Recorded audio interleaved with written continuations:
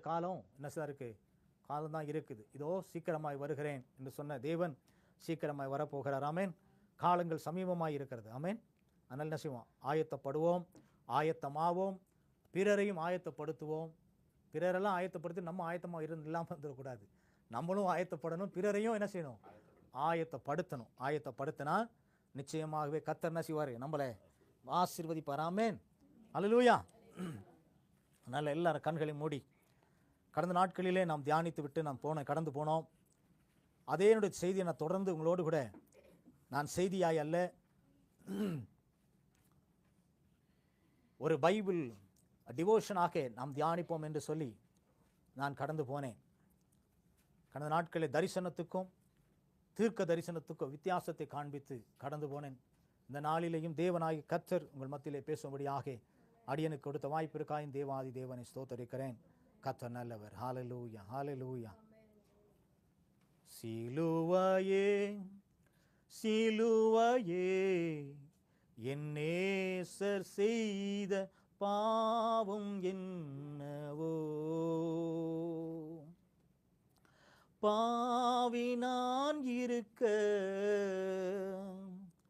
பாவி நான் இருக்க, பரிசுத்தர் பலியாவதோ. சிலுவையே சிலுவையே என் நேசர் செய்த பாவம் என்னவோ, கன்னத்தில் அறைந்த பாவியிலும் பெரும் பாவி நான் அல்லவா,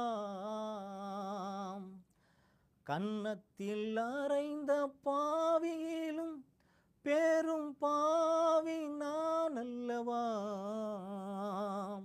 காட்டி கொடுத்த யூதாசிலும் கொடும் நேசன் நான் அல்லவா, காட்டி கொடுத்த யூதாசிலும் கொடும் நேசன் நான் அல்லவா. நல்ல பிதாவே, நீர் விரும்புகிறபடி உத்தமன் அல்லப்பா. நீர் எதிர்பார்க்கிறபடி விசுவாசத்தில் ஆபிரகாமை போல அல்ல, என் வாழ்க்கையில யோசேப்பை போல அல்லப்பா, மோசையை போல உங்களுடைய வீட்டில் எங்கு உண்மையுள்ளவனா இல்லை. அப்பேற்பட்ட பிரதான பவுல் சொல்லுகிறது போல பாவிகளிலே பிரதான பாவி நான் என்று சொல்லுகிறான். அடியனை தாழ்த்துகிறேன்.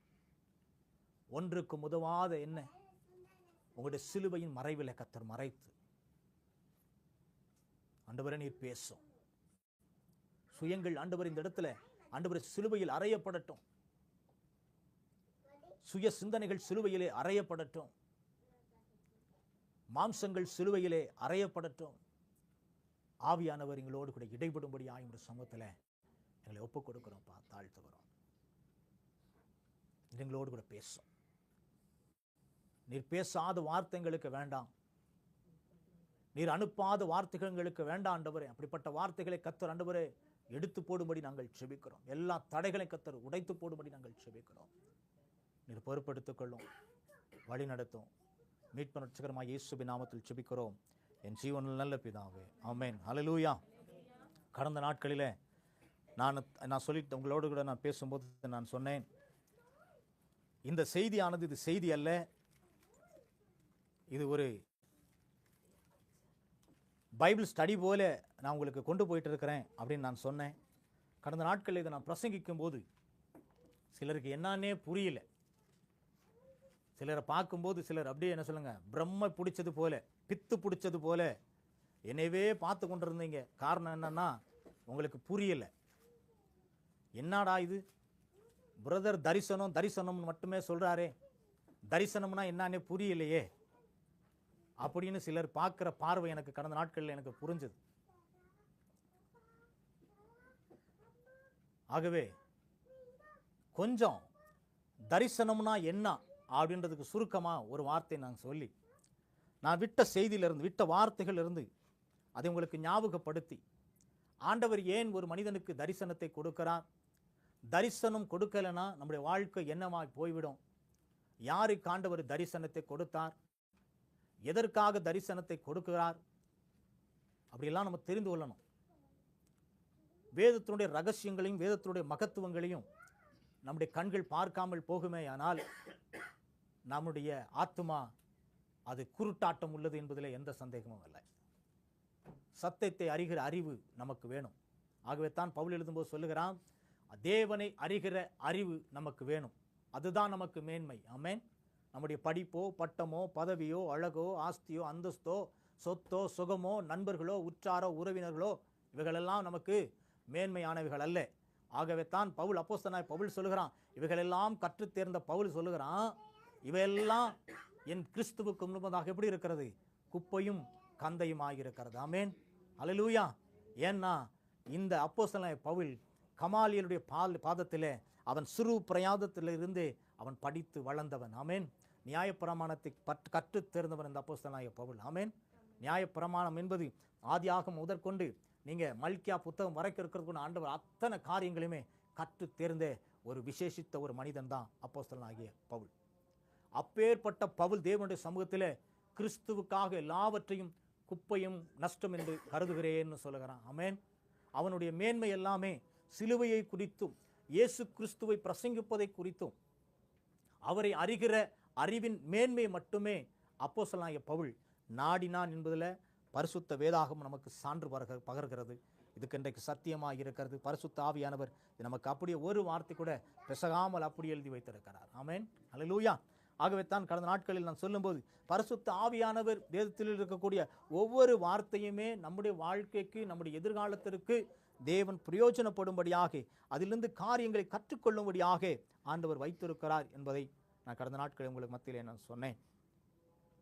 செய்திக்கு ஆரம்பமாக ஆபகுக்கு 2ஆம் அதிகாரம் 3ஆம் வசனத்தை குறித்து உங்களோடு கூட பேசினேன். குறித்த காலத்திற்கு தரிசனம் வைக்கப்பட்டிருக்கிறது, அது முடிவிலே விளங்கும். அந்த வசனத்தை நாம் வாசிக்கலாம். குறித்த காலத்திற்கு தரிசனம் வைக்கப்பட்டிருக்கிறது, முடிவிலே அது விளங்கும், போதும், அது பொய் சொல்லாது. ஆமென். ஒரு மனிதன் மேலே தேவனுடைய திட்டமும் தேவனுடைய விருப்பமும் தேவன் வைத்திருப்பாரே ஆனால் வைத்திருப்பார் நிச்சயமா.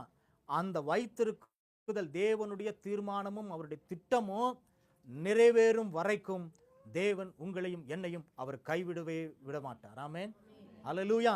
ஏன் சொன்னா ஆண்டவர் தேவனுடைய தரிசனத்திலே தேவனுடைய பார்வையிலே நம்முடைய நல்ல ஒரு போராட்டத்தை போராடி ஓடி முடிக்க வேண்டும் என்பது தேவனுடைய திட்டமாயிருக்கிறது. ஆமென். ஆகவே தான் அப்போஸ்தலனாகிய பவுல் நம்ம புதிய ஏற்பாட்டு காலத்தில் எழுதும்போது ஒருவரும் கெட்டுப்போவது தேவனுடைய சித்தம் அல்ல என்று எழுதுகிறார். ஆமென். கிறிஸ்து தாமதிக்கிறார் என்று சிலர் எண்ணுகிறபடி நம்ம என்ன இன்னைக்கு கிறிஸ்தவர்கள் என்ன சொல்லிட்டு இருக்கிறோம், இயேசு வருகிறார் வருகிறார் வருகிறார் என்ற செய்தியை பல வருஷங்களாக கேட்டு கேட்டு கேட்டு கேட்டு நம்முடைய காதுகள் என்ன பண்ணி போச்சு, புளிச்சு போச்சு. நம்முடைய செவிகள் ஈயத்தை ஊற்றி அடைச்சது போல அடைச்சு போச்சு. ஆகவே இன்றைக்கு நிர்விசாரம் இருக்கிறது சபைக்குள்ள இந்த நிர்விசாரம் இருக்கிறதுனாலே நம்முடைய உள்ளான ஆத்துமா எப்படி இருக்குதுன்னா, ஸ்பர்ஜன் சொல்லுகிறாரு, ஸ்பர்ஜன் என்கிற ஒரு தியாலஜியன் அவர் சொல்லுகிறார், இது ஆவிக்குரிய குருட்டாட்டமாக இருக்கிறது. தேவனுடைய அறிகிற அறிவு நமக்குள்ள இல்லையானால் அந்த தேவனுடைய திட்டமும் தேவனுடைய சித்தத்தையும் ஒரு மனிதன் அறியாமல் இருப்பானேயானால் அவன் ஆவிக்குரிய வாழ்க்கையில தன்னுடைய ஆத்துமாவில அவன் எப்படி இருக்கிறான்னா குருட்டாட்டமுள்ள இருண்டு போன ஒரு வாழ்க்கை வாழுகிறான் என்று ஸ்பர்ஜன் சொல்லுகிறார். அருமையான கர்த்தருடைய பிள்ளைகளே, இந்த வார்த்தையை கேட்கிற உங்களோடு கூட கர்த்தர் பேசுகிறார். உங்களுடைய இருதயமானது திறக்கப்பட வேணும். அல்லேலூயா. நம்முடைய ஆவிக்குரிய சரீரத்தில் இருக்கிறதான கண்கள் திறக்கப்பட்டிருக்கிறது. ஆமென். இது எப்போ வேணாலும் மூடும், எப்போ வேணாலும் என்ன செய்யும், திறந்திருக்கும். ஆனால் ஆவிக்குரிய கண் விழித்து கொண்டால் மாத்திரமே நாம் தேவராட்சியத்துக்கு பங்காளிகளாய் மாற முடியும். ஆமென். இந்த சரீரமானது அழிந்து போகிற ஒரு கூடாரம், அவ்வளவுதான். இந்த சரீரம் ஒரு டெம்பரவரியா இந்த பூமியில வாழ்வதற்கு தேவன் நமக்கு கொடுத்திருக்கிற ஒரு கூடார, ஒரு என்ன சொல்றது, ஒரு வாடகை வீடு தான் இது. நம்முடைய சரீரமானது ஒரு வாடகை வீடு. இது ஒரு நாள் என்ன செய்யும், அழிந்து போய்விடும். ஆனா ஆத்துமாவானது அழிவில்லாதது. ஆகவே தான் ஆண்டவர் மனிதனை படைக்கும் போது ஆவி, ஆத்துமா, சரீரம் மூன்றை ஒன்றாய் ஒரு சரீரத்துக்குள்ள வைத்து தேவன் படைத்திருக்கிறார். ஏன் இதை சொல்றேன்னா, தேவனை அறிகிற அறிவின் மேன்மை நமக்குள்ளே இருக்க வேணும். அந்த அறிவின் மேன்மை நமக்குள்ளே இருந்தா தான் நம்முடைய ஆத்துமாவில குருட்டாட்டம் இல்லாதவர்களாய், கண் திறக்கப்பட்டவர்களாய் வாழணும். நம்முடைய கண்கள் இன்றைக்கு எப்படி தான் இருக்குதுன்னா, குருட்டாட்டம் உள்ள ஒரு வாழ்க்கையாக இருக்குது. வேதத்தை படிக்கிறோம், பைபிள் படிக்கிறோம், செபிக்கிறோம், நம்முடைய பாஸ்டிங் போடுறோம் இல்லையா, நிறைய சத்தியங்களை யூடியூப்பில் பார்க்குறோம், டிக்டாக்ல பார்க்குறோம், இன்ஸ்டாகிராமில் பார்க்குறோம், நம்மளும் பேசி போடுறோம், என்னென்னமோ பண்ணுறோம். ஆனால் சத்தியம் ஒரு மனிதனுக்கு விளங்கலைன்னு சொன்னான், அவன் இருண்டு போன ஏதோ ஒரு வாழ்க்கையில அவன் வாழ்ந்து கொண்டிருக்கிறான். ஆமென். உபதேசங்கள், சத்தியங்கள் பல வகை இருக்கிறது. உபதேசங்கள் பல வகை இருக்கிறது. ஒரு உபதேசங்கள் பல வகைன்னு ஒரு சிம்பிளா சொல்றேன் பாருங்க. ஒரு 4 குருடர்களை கொண்டு போய் ஒரு யானை கிட்ட ஒரு ஞானி கொண்டு போய் விட்டாராம். அப்போ ஒருத்தங்கிட்ட கேட்கும்போது, எப்பா தெய்வம் எப்படி இருக்கிறாரு, இப்போ பாரு உனக்கு தெய்வத்தை காண்பிக்கிறேன் அப்படின்னு சொல்லி ஒரு யானையை கொண்டு வந்து நிப்பாட்டும் போது, ஒரு குருடன் என்ன பண்ணானா, போய் சுவர் போல இருக்கிறத வைத்து அப்படியே தடவி பார்த்தானா. தேவன் எப்படி இருக்கிறாரு, சுவர் மாதிரி இருக்கிறார் அப்படின்னு ஒருத்தன் சொன்னான். ஒருத்தன் போய் நேராக ஆண்டவர் அந்த யானையோட வாழை பிடிச்சி பார்த்தான். ஆண்டவர் எப்படி இருக்கிறாரு, நீளமா இருக்கிறார், ஒல்லியா இருக்கிறார், ஏதோ குச்சி போல இருக்கிறார் அப்படின்னு சொன்னான். ஒருத்தன் போய் தும்புச்சாங்காயை தடவினா, ஆண்டவர் எப்படி இருக்கிறாரு, வளைவா இருக்கிறார் அப்படின்னு சொன்னான். ஒருத்தன் போய் காலை தடவி பார்த்தான், ஆண்டவர் எப்படி இருக்கிறார், ஒரு பில்லர் மாதிரி இருக்கிறார் அப்படின்னு சொன்னான். இப்படி தான் கிறிஸ்தவனுடைய வாழ்க்கையில ஒவ்வொருத்தரும் பலவிதமான உபதேசங்கள் எடுத்துக்கொண்டு பல விதத்திலே பிரசங்கிக்கிறார்கள். பல விதத்திலே சத்தியத்தை கேட்கிறோம். ஆனால் கேட்கிற நாம சத்தியத்தில் சத்தியமாய் இருக்கிறோமா, அந்த வேதவசனம் சத்தியத்தோடு ஒத்து போகிறதா என்பதை நம்ம ஆராய்ந்து போகாமல் போனால் கள்ள உபதேசத்துக்கு நம்ம ஒப்பு கொடுத்து விடுவோம். புரியுதுங்களா? புரியுதா? உபதேசங்கள் பலவிதம், வேதம் ஒண்ணுதான். ஆனா வேதத்துக்குள்ள மகத்துவங்களையும் சத்தியங்களையும் நாம் அறிகிற அறிவு நமக்குள்ள இல்லைன்னா, அந்த ஞானம் நமக்கு இல்லைன்னா, அந்த பகுத்தறிகிற ஞானம் இல்லைன்னா, நீங்க கள்ள சத்தியத்துக்கு, கள்ள உபதேசத்துக்குள்ளே உங்களை நீங்க கொண்டு வழி நடத்திடுவீங்க. அந்த கள்ள உபதேசத்துக்குள்ளே போயிடுவீங்க. கள்ள உபதேசையார்கள் உங்களை எங்கே கொண்டு போய் விடுவார்கள்னா, பாதாளத்தின் குழியிலே கொண்டு போய் விடுவார்கள். ஆமென், அல்லேலூயா. எந்த சத்தியமாக இருந்தாலும் கிறிஸ்துவை மையமாய் வைத்து பிரசங்கிக்கப்படாத எந்த சத்தியமும் சத்தியமே கிடையாது. இதை புரிந்து கொள்ளுங்கள். கிறிஸ்துவை மேன்மைப்படுத்தாத, கிறிஸ்துவை உயர்த்தாத எந்த சத்தியமும் சத்தியமே கிடையாது. அது எவ்வளவு, நான் கடந்த நாட்கள் நான் சொன்னேன், பப்ளிக்காக தான் சொல்லிட்டு இருக்கேன், இன்னைக்கு யூடியூப்ல எவ்வளோ பெரிய பிரீச்சராக இருக்கட்டும், எவ்வளோ பெரிய தியாலஜியனாக இருக்கட்டும், ஆனால் வேதத்தின் அடிப்படையில் சொல்லப்படாத எந்த சத்தியமும் சத்தியமே இல்லை. கிளியர்? ஏன் அதை சொல்றேன்னா, நம்முடைய இருதயம் திறக்கப்பட்டால் ஆமென், சத்தியம் நமக்கு புலப்பட்டு விடும். ஆமென். பிசாசு வச்சிருக்க ஒரு பெரிய ஒரு கண்ணி நம்முடைய இருதயத்தை குருட்டாட்டம் பண்ணிடுவான். ஆகவே காலம் சமீபமாக இருக்கிறது. வேதத்தினுடைய மகத்துவங்களை நீங்கள் ஆராயும் போது கர்த்தர் உங்களோடு கூட சத்தியங்களோடு கூட இடை வருகிறார். ஆமென், அல்லேலூயா. கடந்த நாட்களிலே நான் தரிசனத்திற்கும் தீர்க்க தரிசனத்திற்கும் உள்ள வித்தியாசத்தையும், அந்த கிரேக்க பதமும் எபிரேய பதமும் என்ன சொல்லுகிறது என்பதையும் உங்களுக்கு நான் விளக்கி காண்பித்தேன். அது அநேகருக்கு புரியல, இன்றைக்கு புரியும் என்று நான் கிறிஸ்துவுக்குள் நம்புகிறேன். அல்லேலூயா, அல்லேலூயா. அதனால நீங்க என்ன செய்வோம், இதுக்கு நான் சுருக்கமாக சொல்றேன். கிரேக்கத்தில் இன்னைக்கு தரிசனத்தை மட்டும் நம்ம என்ன செய்யலாம், பார்க்கலாம். விஷன், விஷன் என்பது ஒரு பார்வை. நான் சொன்னேன், விஷன் என்பது ஆங்கிலத்தில் வேறு, ப்ராப்பசி என்பது வேறு, தரிசனம் என்பது வேறு, தீர்க்க தரிசனம் என்பது வேறு. தரிசனம் என்பது, மறுபடியும் சொல்றேன், தரிசனம் என்பது தேவனுடைய தனிப்பட்ட விருப்பத்தை ஒரு மனிதனை கொண்டு செயல்படுத்துவது தரிசனம். தீர்க்க தரிசனம் என்பது தேவனுடைய வார்த்தை கொண்டு அவனை பெருக்கமடைவதற்கு, மற்றவர்களுக்கு பிரயோஜனப்படுத்துவதற்காக, பக்தி விருத்தி அடைவதற்காக சொல்லப்படுகிறது தான் தீர்க்க தரிசனம். இது ரெண்டையும் நம்ம என்ன செய்யணும், புரிந்து கொள்ள வேண்டும். இதற்கு தீர்க்க தரிசனத்துக்கு நான் உங்களுக்கு ஒரு வார்த்தை நான் சொல்லியிருந்தேன். எபிரேயத்தில் நெபுவா என்றும், கிரேக்கத்தில் அதுக்கு வேற ஒரு வார்த்தை இருக்கிறது, பேசுதல், நபா என்றும் உங்களுக்கு நான் சொல்லி காண்பித்து நான் முடித்துட்டு போனேன். இந்த நாளில் உங்களுக்கு நான் சொன்னேன், தரிசனம் எதற்கு கொடுக்கப்படுகிறது என்று உங்களோடு கூட இன்றைக்கு நான் பேசுவேன் என்று நான் உங்களோடு மத்தியில் சொல்லிக் கொண்டு போனேன். அல்லேலூயா. என்னோடு கூட சேர்ந்து திருப்பிக் கொள்ளுங்கள். ஆமோஸ் 3ஆம் அதிகாரம் 7ஆம் வசனத்தை நான் வாசிக்கும்படியாக கேட்கிறேன். கொஞ்ச நேரம் தான் சத்தியத்தை தியானிக்க போறோம். அதை நம்ம கருத்தை என்ன செய்வோம், தியானிப்போம். பொறுமையா ஒருத்தர் நிறுத்தி நிதானமா வாசிச்சீங்கன்னா போதும்.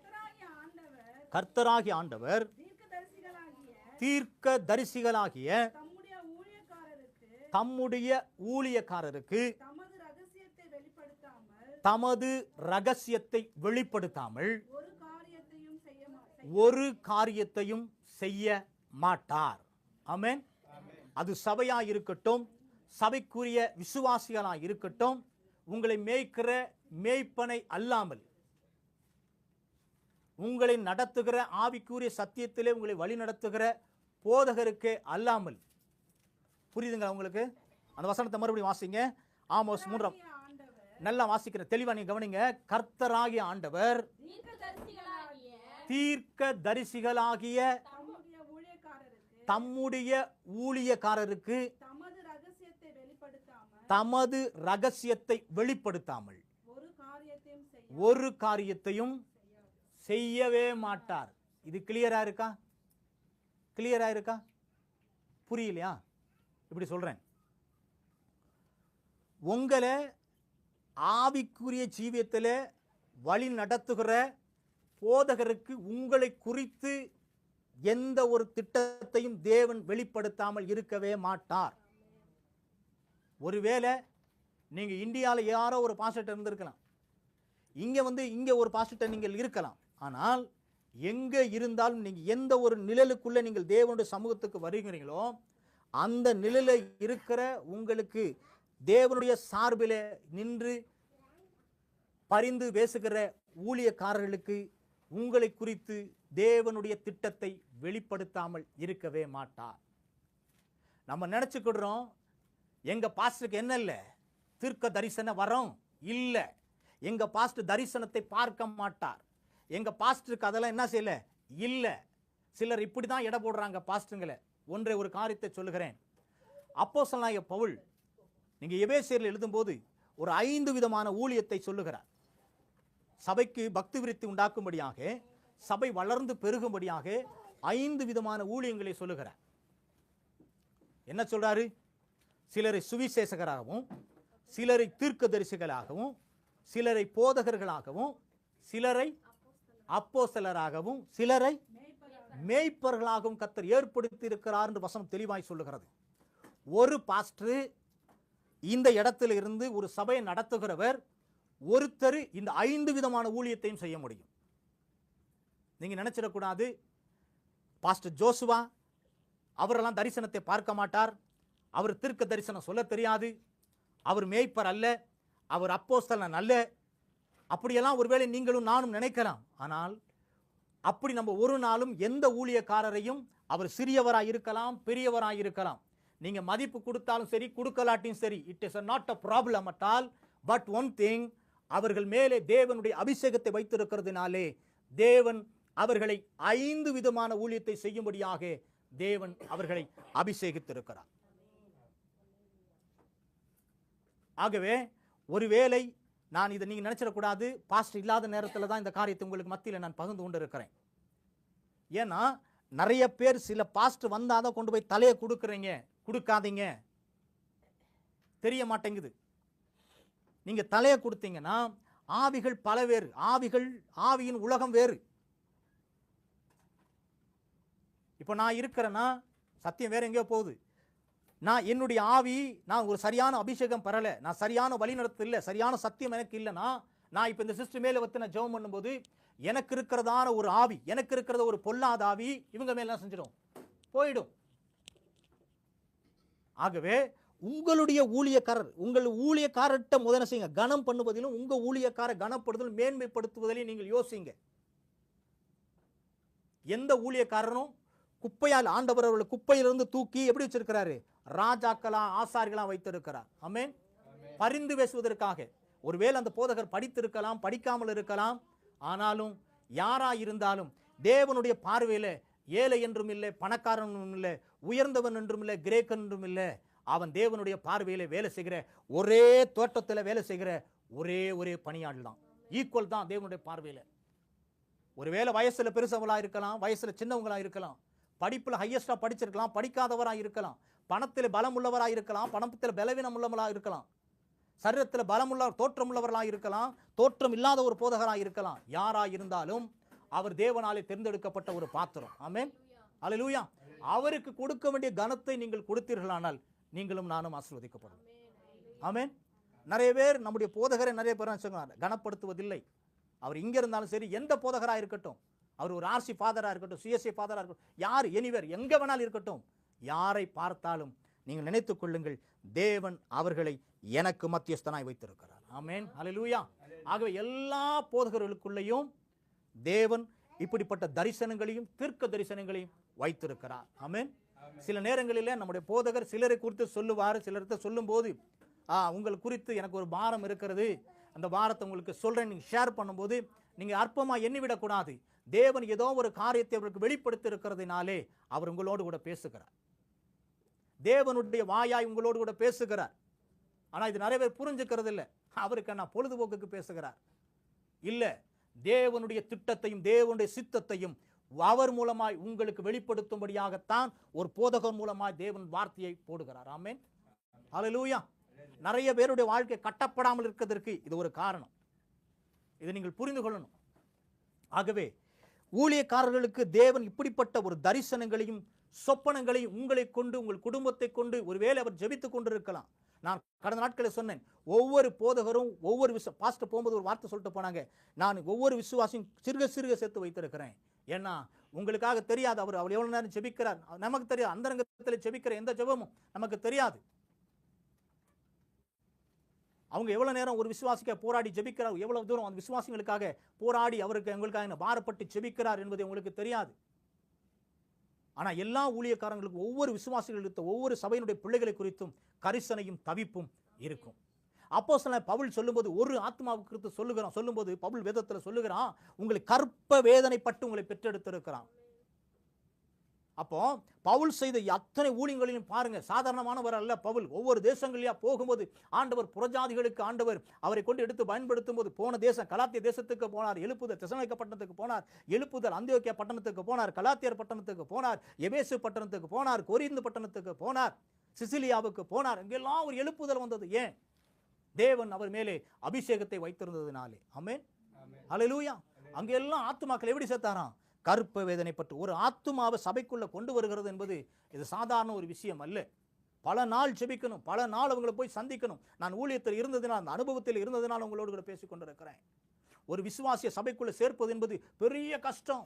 நீங்க நினைக்கிற ஒரு சர்ப்பமான காரியம் இல்லை. ஒரு இடத்துல போய் பிரதர் நீங்க இயேசு ஏற்றுக்கணும், இயேசு உங்களை நேசிக்கிறார் அப்படி சொன்ன உடனே அவர் அப்படியே பைபிள் தூக்கி அடுத்த வாரம் வந்துட மாட்டார். அவருக்காக பாரப்பட்டு பல மணி நேரங்கள் தேவ சமூகத்தில் கண்ணீர் வடிக்கிறார்கள் சில ஊழியக்காரர்கள். ஏன் தெரியுமா? ஒரு ஆத்மாவும் கெட்டு போய்விடக்கூடாது என்பதற்காகத்தான். ஆகவே தான் அந்த ஆமோஸ் 3ஆம் அதிகாரம் 7ஆம் வசனம் சொல்லுகிறது, நான் செய்ய போகிறதை என் ஊழியக்காரனை தாசனுக்கு நான் மறைக்கவே மாட்டேன். அல்லேலூயா, அல்லேலூயா. உங்களுக்கு உதாரணத்தை சொல்லுகிறேன். வெளிப்படுத்தல் 1ஆம் அதிகாரத்தில் இருந்து 22ஆம் அதிகாரம் 1லிருந்து 21ஆம் வசனம் வரைக்கும் நீங்க படித்து பார்ப்பீர்களானால், இங்கு 1ஆம் வசனத்திலேயே நீங்க வாசிச்சீங்கன்னா, அந்த வெளிப்படுத்தல் 1:1 நீங்க வாசிச்சீங்கன்னா போதும் சிஸ்டர். இனிமேல் சீக்கிரத்திலே சம்பவிக்க போகிற காரியங்களை அப்போஸ்தலனாகிய யோவானுக்கு தேவன் திட்டமும் தெளிவுமாக தேவன் வெளிப்படுத்தினார். ஏன்? அன்னைக்கு இருந்த ஞானிகள் இல்லையா? அன்னைக்கு இருந்த அறிவாளிகள் அந்த தேசத்தில் இல்லையா? அன்னைக்கு இருந்த படித்த கிரேக்கர்கள் இல்லையா? அன்னைக்கு படித்த யூதர்கள் இல்லையா? அவர்களுக்கெல்லாம் வெளிப்படுத்தாத ஆண்டவர் சாதாரணமாக இருக்கிற தேவனோடு கூட நடந்து வந்த அப்போஸ்தலனாகிய யோவானுக்கு இந்த உலகத்தினுடைய எதிர்காலத்தை குறித்து என்ன சம்பவிக்க போகிறது என்பதை ஆண்டவர் அந்த வெளிப்படுத்தல் 1ஆம் அதிகாரம் 1ஆம் வசனத்திலிருந்து 22ஆம் அதிகாரம் 1லிருந்து 22ஆம் வசனம் வரைக்கும் இதுவரைக்கும் ஆண்டவர் சொல்லி வைத்திருக்கிறார். ஆமென். நீங்க மத்தேயு 24ஆம் அதிகாரத்தை எடுத்து வாசிச்சீங்கன்னா, இந்த உலகத்தில் நடக்க போகிற சம்பவங்களை குறித்து ஆண்டவர் தீர்க்க தரிசனமாய் ஆண்டவர் சொல்லிவிட்டு போனார். ஆமென். அவைகள் எல்லாம் இந்த உலகத்தில் நிறைவேறி கொண்டிருக்கிறது. இதுதான் தரிசனமும் தீர்க்க தரிசனமும். ஆண்டவர் சொல்லுகிறது என்றைக்குமே ஆண்டவர் பொய் சொல்ல மாட்டார். அவர் சொன்னதை தான் செய்வார், சொல்றதை தான் செய்வார். இதை தான் சினிமாக்காரன் டயலாக்காக எடுத்துட்டு அவன் ஒரு தடவை சொன்னா 100 தடவை சொன்னமா அவன் பெருமச்சுன்னு நினைக்கிறான். இதெல்லாம் எங்கேருந்து வருது? பைபிளுக்குள்ள இருக்க சத்தியங்களை எடுத்துத்தான் இந்த உலகத்தான் என்ன செய்யறான், உலகத்திலோட சினிமாவோட காரியங்களை யூஸ் பண்றாங்க. எல்லாம் எங்க பைபிளுக்குள்ள இருந்து. பழமொழிகள் எங்க இருந்து வந்துச்சு? பைபிளுக்குள்ள தான் இருந்து வந்துச்சு. புராண கதைகள் எங்க இருந்து வந்துச்சு? பைபிளுக்குள்ள இருந்தா வந்துச்சு. இந்த உலகத்தில் நடக்கிற சடங்காச்சாரங்கள் எங்க இருந்து வந்துச்சு? ஆதியாகம, யாத்திராம, லேவியராமத்துக்குள்ள தான் வந்தது. இவைகளெல்லாம் சத்தியத்தை அறிகிற அறிவு மேன்மை நமக்குள்ள இருந்தால், அல்லேலூயா, நமக்கு ஒரு விஷன் இருக்கணும். வேதத்தை குறித்து ஒரு தரிசனம் இருக்க வேண்டும். நம்முடைய வாழ்க்கை குறித்து ஒரு தரிசனம் இருக்கணும். தரிசனம் இல்லாமல் நம்ம வாழ்க்கை ஓடணும்னு சொன்னா நம்முடைய வாழ்க்கை வீணாய் ஓடி விடுவோம். தரிசனம்னாலே புரியல பிரதர், என்ன பிரதர் அந்த தரிசனம் அப்படின்னு நீங்க கேட்கலாம். தரிசனம் என்பது தேவனுடைய விருப்பம், தேவனுடைய திட்டம், அவர் உங்களை கொண்டு என்ன காரியத்தை செய்ய வேணும் அப்படின்னு வைத்திருக்கிற ஒரு பிளான் தான் தரிசனம். அதுக்கு நான் சொல்றேன். ஏன்னா எதுக்கு இந்த வசனத்தை உங்களுக்கு காண்பிச்சேன்னா, ஆண்டவர் தன்னுடைய ஊழியக்காரனுக்கு செய்ய போகிறதை என்றைக்குமே மறைக்கவே மாட்டார். இதைத்தான் சிம்பாலிக்கா ஆபிரகாமுக்கு ஆண்டவர் சொன்னாரு. ஆதியாகமம் 18:18 நான் செய்ய போகிறதை ஆபிரகாமுக்கு மறைப்பேனும். அழிந்து போகிற அந்த சோதம் குமாரா பட்டணத்தை குறித்து யாருக்கு வெளிப்படுத்துகிறார் ஆண்டவர்? இப்போ யாருக்கு வெளிப்படுத்துகிறார்? ஆபிரகாமுக்கு வெளிப்படுத்துகிறார். 3 தேவதூதர்கள் வந்து அவனோடு கூட தரிசித்து, அவன் தரிசிக்கிறான், விஷன் பார்க்கிறான், விஷுவலா பார்க்கிறான். 3 தேவதூதர்கள் இறங்கி வருகிறது, அவனோடு சம்பாஷணை பண்ணுகிறான். எதை குறித்து? அழிந்து போகிற ஜனங்களை குறித்து. லோத்தனுடைய குடும்பம் அங்கு அழிந்து போய்விடக்கூடாது, ஒரு நீதிமான் நிமித்தம் அந்த தேசத்தை அழிச்சு விடக்கூடாதற்காக என்ன செய்றாரு? ஆண்டவர் செய்ய போகிற காரியத்தை ஆபிரகாமுக்கு ஆண்டவர் என்ன செய்றாரு? மறைக்காமல் வெளிப்படுத்துகிறவனாக இருக்கிறார். உங்களை குறித்த தரிசனம், உங்களுடைய எதிர்காலத்தை குறித்த தரிசனம் உங்களை வழி நடத்துகிற மேய்ப்பனுக்கு அல்லாமல் வேறு ஒரு மேய்ப்பனுக்கு தேவன் வெளிப்படுத்த மாட்டார். ஆமென். உங்களுடைய குடும்பத்தை குறித்து உங்களுக்கு இல்லாத ஒரு விஷன் வேற ஒரு ஆளுக்கு எப்படி வரும்? உங்க பிள்ளைய நீங்க எப்படி வளர்க்கணும் நீங்க ஒரு பிளான் போட்டு வைத்திருப்பீங்க. எனக்கு எப்படி தெரியும் உங்க பிள்ளைய நான் எப்படி வளர்க்கணும், எந்த காலேஜை சேர்க்கணும், எப்படி நான் உங்க பிள்ளைய வழி நடத்தணும் அப்படின்னு நீங்க உங்களுக்கு தெரியாத ஒரு விஷயம் எனக்கு வரும்? புரியலையா? புரியல. பெத்த தகப்பனுக்கு தான் பிள்ளை குறித்து என்ன செய்யும் தெரியும். ரோட்ல போறவனுக்கு என்ன தெரியும்? என்ன தெரியும்? யாரோ பிள்ளை ஏதாவது சொல்லிட்டு போலாம், ஏதோ அப்படியே அடிச்சுட்டு போயிடுவான், அவ்வளவுதான். ஆகவே உங்களை குறித்து யாரு எங்க எப்ப தீர்க்க தரிசனம் சொன்னாலும் அந்த தீர்க்க தரிசனமானது சிலர் சொல்லுவாங்க, பிரதர் சிஸ்டர் நான் ஜெபிச்சுட்டு இருக்கும்போது உங்களை பார்த்தேன், நீங்க எதுக்கு என்ன பார்த்தீங்க? சிலர் இப்படிலாம் சொல்றதை நம்ம கேட்டிருப்போம். ஆனால் அவங்களை குறித்து தன்னுடைய ஊழியக்காரருக்கு ஆண்டவர் வெளிப்படுத்தாமல் இருப்பார். உங்களை குறித்து, உங்களுடைய குடும்பத்தை குறித்து, உங்களை குறித்து, உங்கள் தனிப்பட்ட வாழ்க்கை குறித்து ஏதோ ஆண்டவர் உங்களோடு கூட பேசுவதற்காகத்தான் மத்தியஸ்தானாய் தேவன் ஊழியக்காரர்களை வைத்திருக்கிறார். ஆமென். அல்லேலூயா. இதைத்தான் ஆதியாகமம் 18 வசனத்திலே நாம் பார்க்கிறோம். அல்லேலூயா. ஏன் ஆண்டவர் இதை வெளிப்படுத்துகிறார்னா, தேவனுடைய சித்தத்தை மனிதனுக்கு வெளிப்படுத்தும்படியாகத்தான் ஒரு தேவ ஊழியனுக்கு தேவனுடைய திட்டத்தை அவர் தரிசனமாய் சொப்பனமாய் அவருக்கு வெளிப்படுத்துகிறார். அல்லேலூயா. சில நேரங்களில் ஆண்டவர் உங்களை குறிக்காக, எனக்காக, யாருக்கோ ஒருத்தருக்காக செபிக்கும் போது சில நேரங்களில் ஊழியக்காரர்களுக்கு வார்த்தையை கொண்டு கர்த்தர் பேசுவார். ஆண்டவர் பேசுகிற காரியங்கள் பல விதத்தில் இருக்கு. அதுதான் நான் சொன்னேன், கிரேக்கத்தில் ஒரு வார்த்தை நபா அப்படின்ற அந்த எபிரேய வார்த்தை தேவன் பேசுதல். தேவன் உங்களை குறித்து ஊழியக்காரர் மூலமா அவரோடு சில வார்த்தைகளை போடுவார். உங்களை குறித்து ஜெபம் பண்ணும்போது, இப்போ எனக்காக ஜோனத்தனுக்காக பாஸ்டர் ஜெபிக்கிறார் அப்படின்னா, அப்போ எனக்காக ஒரு ஆண்டவர் ஒரு எரேமியா புத்தகத்திலேயோ இல்லை ஏசியா புத்தகத்திலேயோ இல்லை ஒரு மல்கியா புத்தகத்திலேயோ ஏதோ ஒரு வார்த்தையை அந்த ஊழியக்காரருக்கு அவருடைய சிந்தனையில போடுவார். அப்போ சிந்தனையில போடும்போது அந்த வார்த்தையை அவர் எனக்கு சொல்லும்போது அது அந்த வசனத்தினுடைய வார்த்தை என்னோடு கூட பேசும். ஆமென். அல்லேலூயா. அந்த வார்த்தை என்னை கம்ஃபர்ட் பண்ணும், அந்த வார்த்தை என்னை ஆறுதல் படுத்தும், அந்த வார்த்தை என்னை தேடுதல் படுத்தும், அந்த வார்த்தையின் மூலமாய் தேவன் என்னை நடத்துவார். ஆமென். இப்போ சிஸ்டர் சொன்னாங்க, ஆண்டவர் எனக்கு ஒரு வாக்குத்தத்தத்தை கொடுத்தார், என் வாக்குத்தத்தின்படி தேவனை நடத்தி வந்திருக்கிறார். அதுதான் தேவனுடைய நடத்தல் தரிசனம். யாக்கோபுக்கு ஆண்டவர் சொன்னார், நான் உன்னோடு கூட இருப்பேன், நான் உன்னை விட்டு விலக மாட்டேன், நீ போய் இந்த தேசத்துக்கு திரும்பி வர வரைக்கும் கூட இருப்பேன்னு சொன்னவர் வாக்கு மாறினாரோ? வாக்கு மாறல. அவன் போய் அந்த தேசத்தில் இருந்து அவனுடைய மாமா கூடயே இருந்து அந்த 12 வருட காலங்கள் அவங்கிட்டே அடிமையா இருந்து 2 பொண்டாட்டியும் கட்டி 2 பரிவாரங்களோடு திரும்பி வர வரைக்கும் தேவன் அவனோடு கூட இருந்தார். ஆமென். ஏன்னா தரிசனத்தில் வாக்கு பண்ணினவர் ஒரு நாளும் மாறவே மாட்டார். ஆமென். அல்லேலூயா. அப்போ தரிசனம் என்பது என்ன அப்படின்றது ஒரு சின்ன ஒரு ஷார்ட்டாக சொல்கிறேன். தரிசனம் என்பது யாத்திராகம புத்தகத்தில் 3ஆம் அதிகாரம் 2லிருந்து 10 வசனங்களை நீங்கள் வாசித்தீர்கள். ஆனால் உதாரணம் தான் சொல்கிறேன். எங்கள் வீட்டில் நீங்கள் இதெல்லாம் நோட் பண்ணிட்டு வச்சுட்டீங்கன்னா, நான் சொன்னேன் இது செய்தி அல்ல, ஜஸ்ட் உங்களுக்கு பைபிள் ஸ்டடி தான். அதுதான் சொன்னேன். இந்த செய்தி கர்த்தருக்கு சித்தமான இது முடியாது போல இருக்குது, அப்படியே போய்கிட்டே இருக்குது, தெரியாது. நான் வேறு மாதிரி கொண்டு வந்தேன், அதெல்லாம் மாறிட்டு போச்சு, இன்னும் வரும். அதனால் இது தொடர்ந்து கர்த்தருக்கு சித்தமானவர்களோடு கூட பேசுவதற்கு கர்த்தர் உதவி செய்வாராக. அதனால் உதாரணத்துக்கு எப்படி அப்படின்னா, யாத்திராகமம் 3ஆம் அதிகாரம் 2லிருந்து 10 வசனங்கள் நீங்கள் வாசித்தீர்கள்னா, அங்கே ஒரு சம்பவத்தை, ஒரு சின்ன ஒரு சம்பவத்தை நீங்கள் அங்கே பார்க்குறீங்க.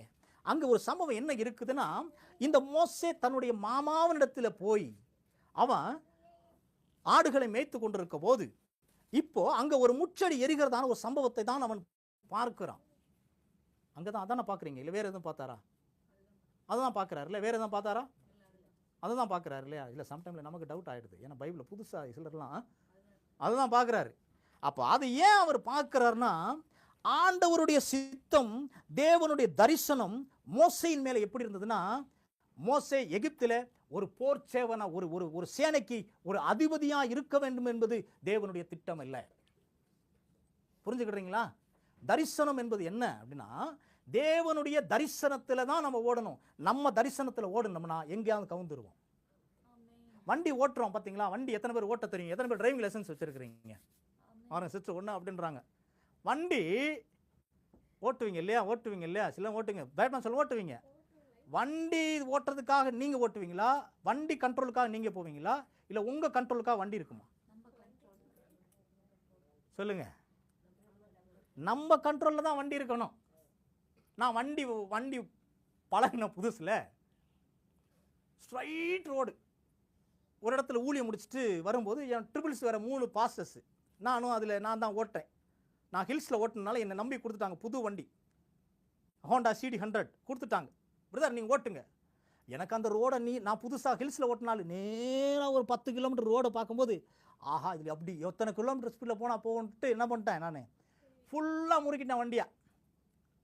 இப்போ என்னுடைய கண்ட்ரோல் நான் எந்த கண்ட்ரோலுக்கு போயிட்டேன்? வண்டி கண்ட்ரோலுக்கு போயிட்டேன். வண்டி அப்படியே காற்றுல அப்படியே பறக்குது. அப்படியே பின்னாடி இருக்கவங்களுக்கு ரொம்ப சந்தோஷம். ஜோனத்தன் எப்படி ஓட்டுறாரு? காற்றுல கொண்டு போகிறாரு. எங்கே கொண்டு போகிறாரு? காற்றுல கொண்டு போகிறாரு. ஒரு 2 செகண்ட் இருக்கும், திடீர்னு ஒரு சடனாக ஒரு பெண்டு வந்துருச்சு. என்ன பண்ணுறதுனே எனக்கு புரியல. போகிறது எத்தனை கிலோமீட்டர்? 100 kilometre speed ஸ்ப்ளெண்டரில். அடித்தேன் பிரேக்கு. பின்னாடி இருக்கிற பாஸ்டர் போயிட்டாரு ஒரு 100 அடி தள்ளி அங்கே கலனிக்குள்ள. அதுக்கப்புறம் இன்னொருத்தர் போறாரு. அதுக்கப்புறம் தான் நான் போறேன். எனக்கு பின்னாடி என் பைக் என்ன செஞ்சுட்டு இருக்கு, வந்து விழுந்துருச்சு. புது வண்டி, ரிஜிஸ்ட்ரேஷனை பண்ணாத வண்டி.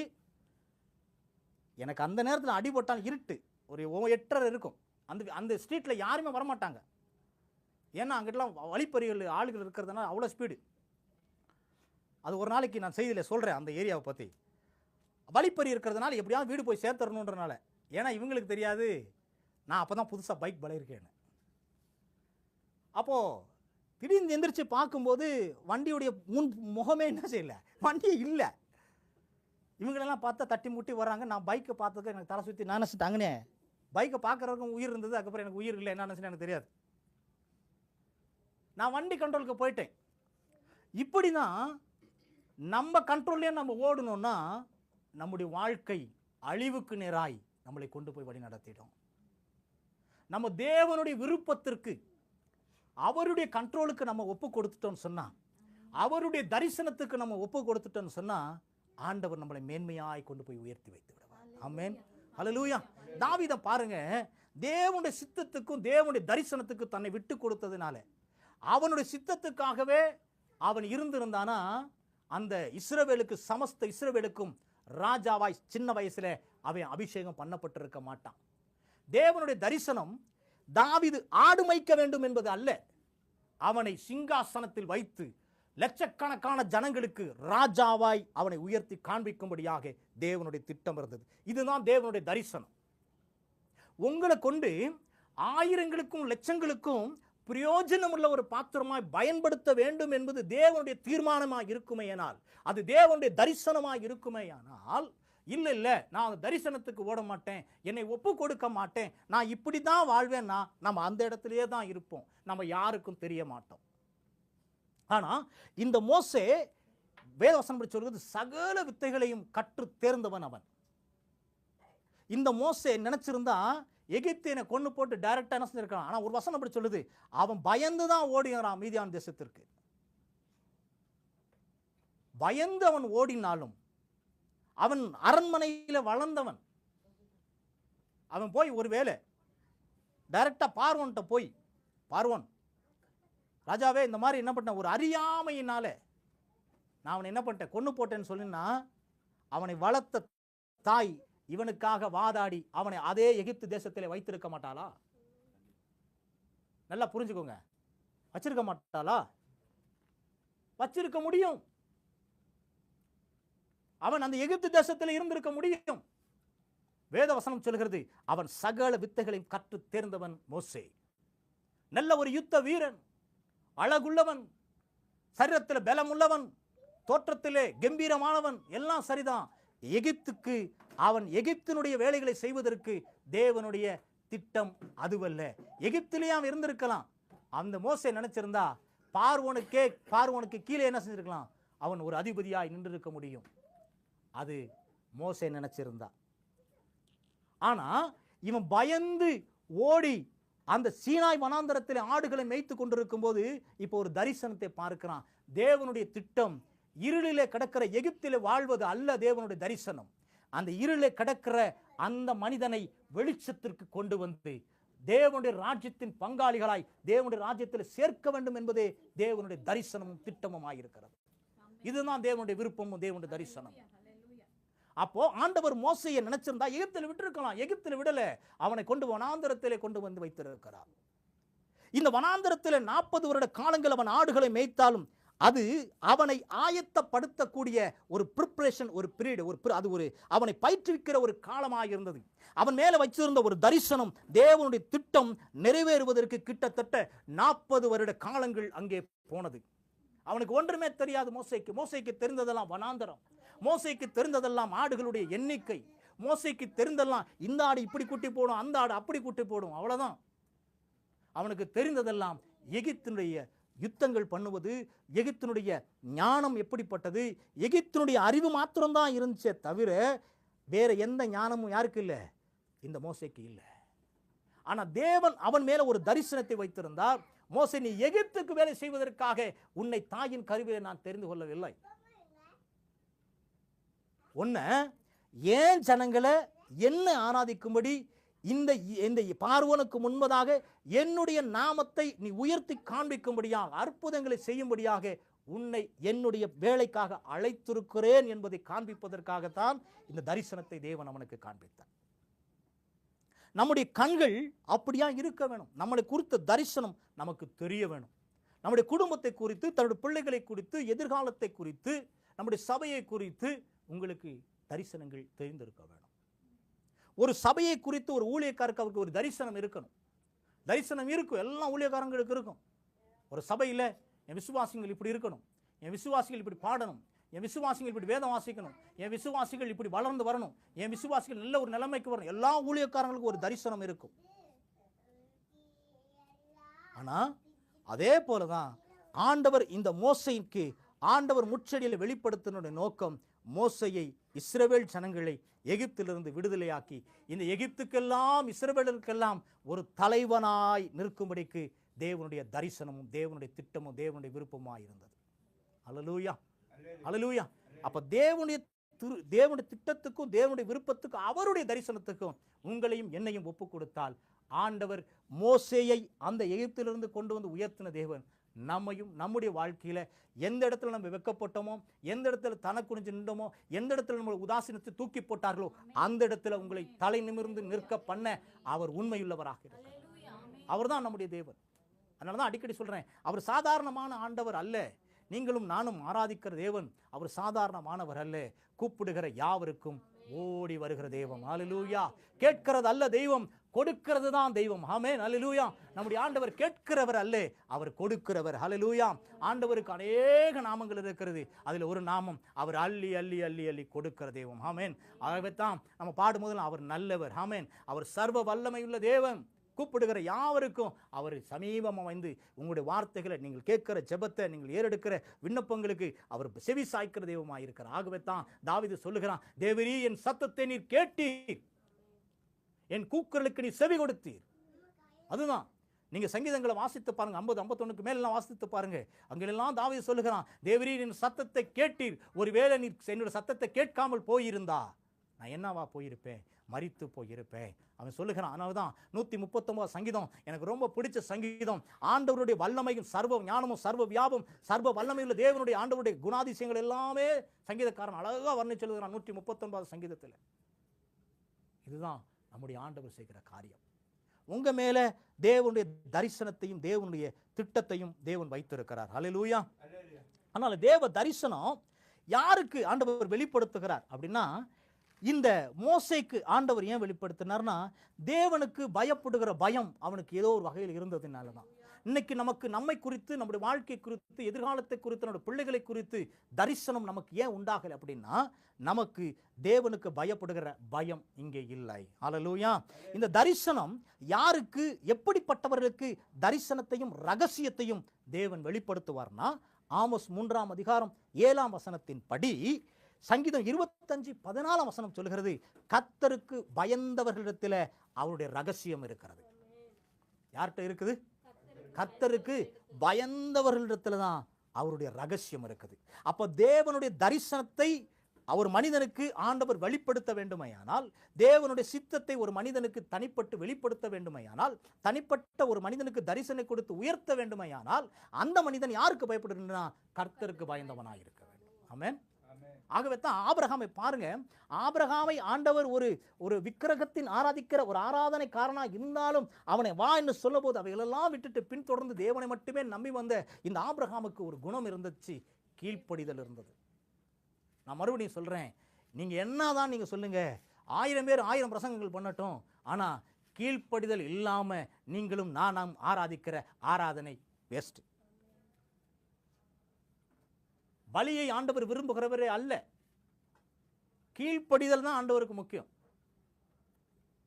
அவர் சொன்னா செய்யணும், ஓகே. நீங்க என்ன சொல்றது, நான் என்ன கேட்கறது அப்படின்னு இருந்தோம்னா ஆண்டவர் நம்மளை என்ன செய்ய மாட்டாரு, பிரயோஜனப்படுத்தவே மாட்டார். ஸ்கூல்ல வாத்தியாரு சில முட்டாள்களை அடிச்சு டே கணக்கு படுறா, டே அறிவியல் படுறா, டே தமிழ் படுறா, அப்படியே அடிச்சு அடிச்சு அடிச்சு சொல்ல சில மரமண்டலங்களுக்கு ஏறவே ஏறாது. அதுல நானும் ஒரு ஆள். எங்களுக்கெல்லாம் லாஸ்ட் பெஞ்சு என்ன முன்னாடி உட்காந்து யாருக்கு அப்போ வாத்தியார் நம்மளை கூப்பிட்டு என்ன செய்வாரு, டேய் போர்டில் எழுது, ஏன் இந்த புக்கை படி, ஏன் இங்கே வாழ இந்த கணக்கை போடு அப்படி இல்லை சொல்லுவார். அப்படி சொல்லாமல் இருக்கணும். நம்ம எங்கே இருக்கணும், ஏன் பின்னாடி இருந்தோம்னா என்ன நினச்சிவார் இவர், இது மரம் பண்ணை, இதெல்லாம் எரும மாடு. என்ன எப்படி தெரியுமா பாஸ், எங்கள் வாத்தியார் திட்டுவார், டே பண்ணி மேய்க்கோட எடுத்துட்டுவார், ஏன் எரும மாடு பாரு. ஒரு 10 வருஷம் கழிச்சு பாரு, அவன் ஒரு 10 மாடு எரும மாட்டுக்கு ஓனராக இருப்பான் பாரு எங்களை. ஏன்னா இவருக்கு என்ன தெரியும், இவருக்கு தெரிஞ்சாலும் என்னதான், எரும மாடு பண்ணி கோழி ஆடு மாடு தான் தெரியும். ஆனால் ஆண்டோட திட்டம் என் மேலே என்ன செய்யல, அப்படி இல்லை. நான் நினச்சி கூட பார்க்கல இந்த ஊருக்கெல்லாம் வருவேன்ட்டு.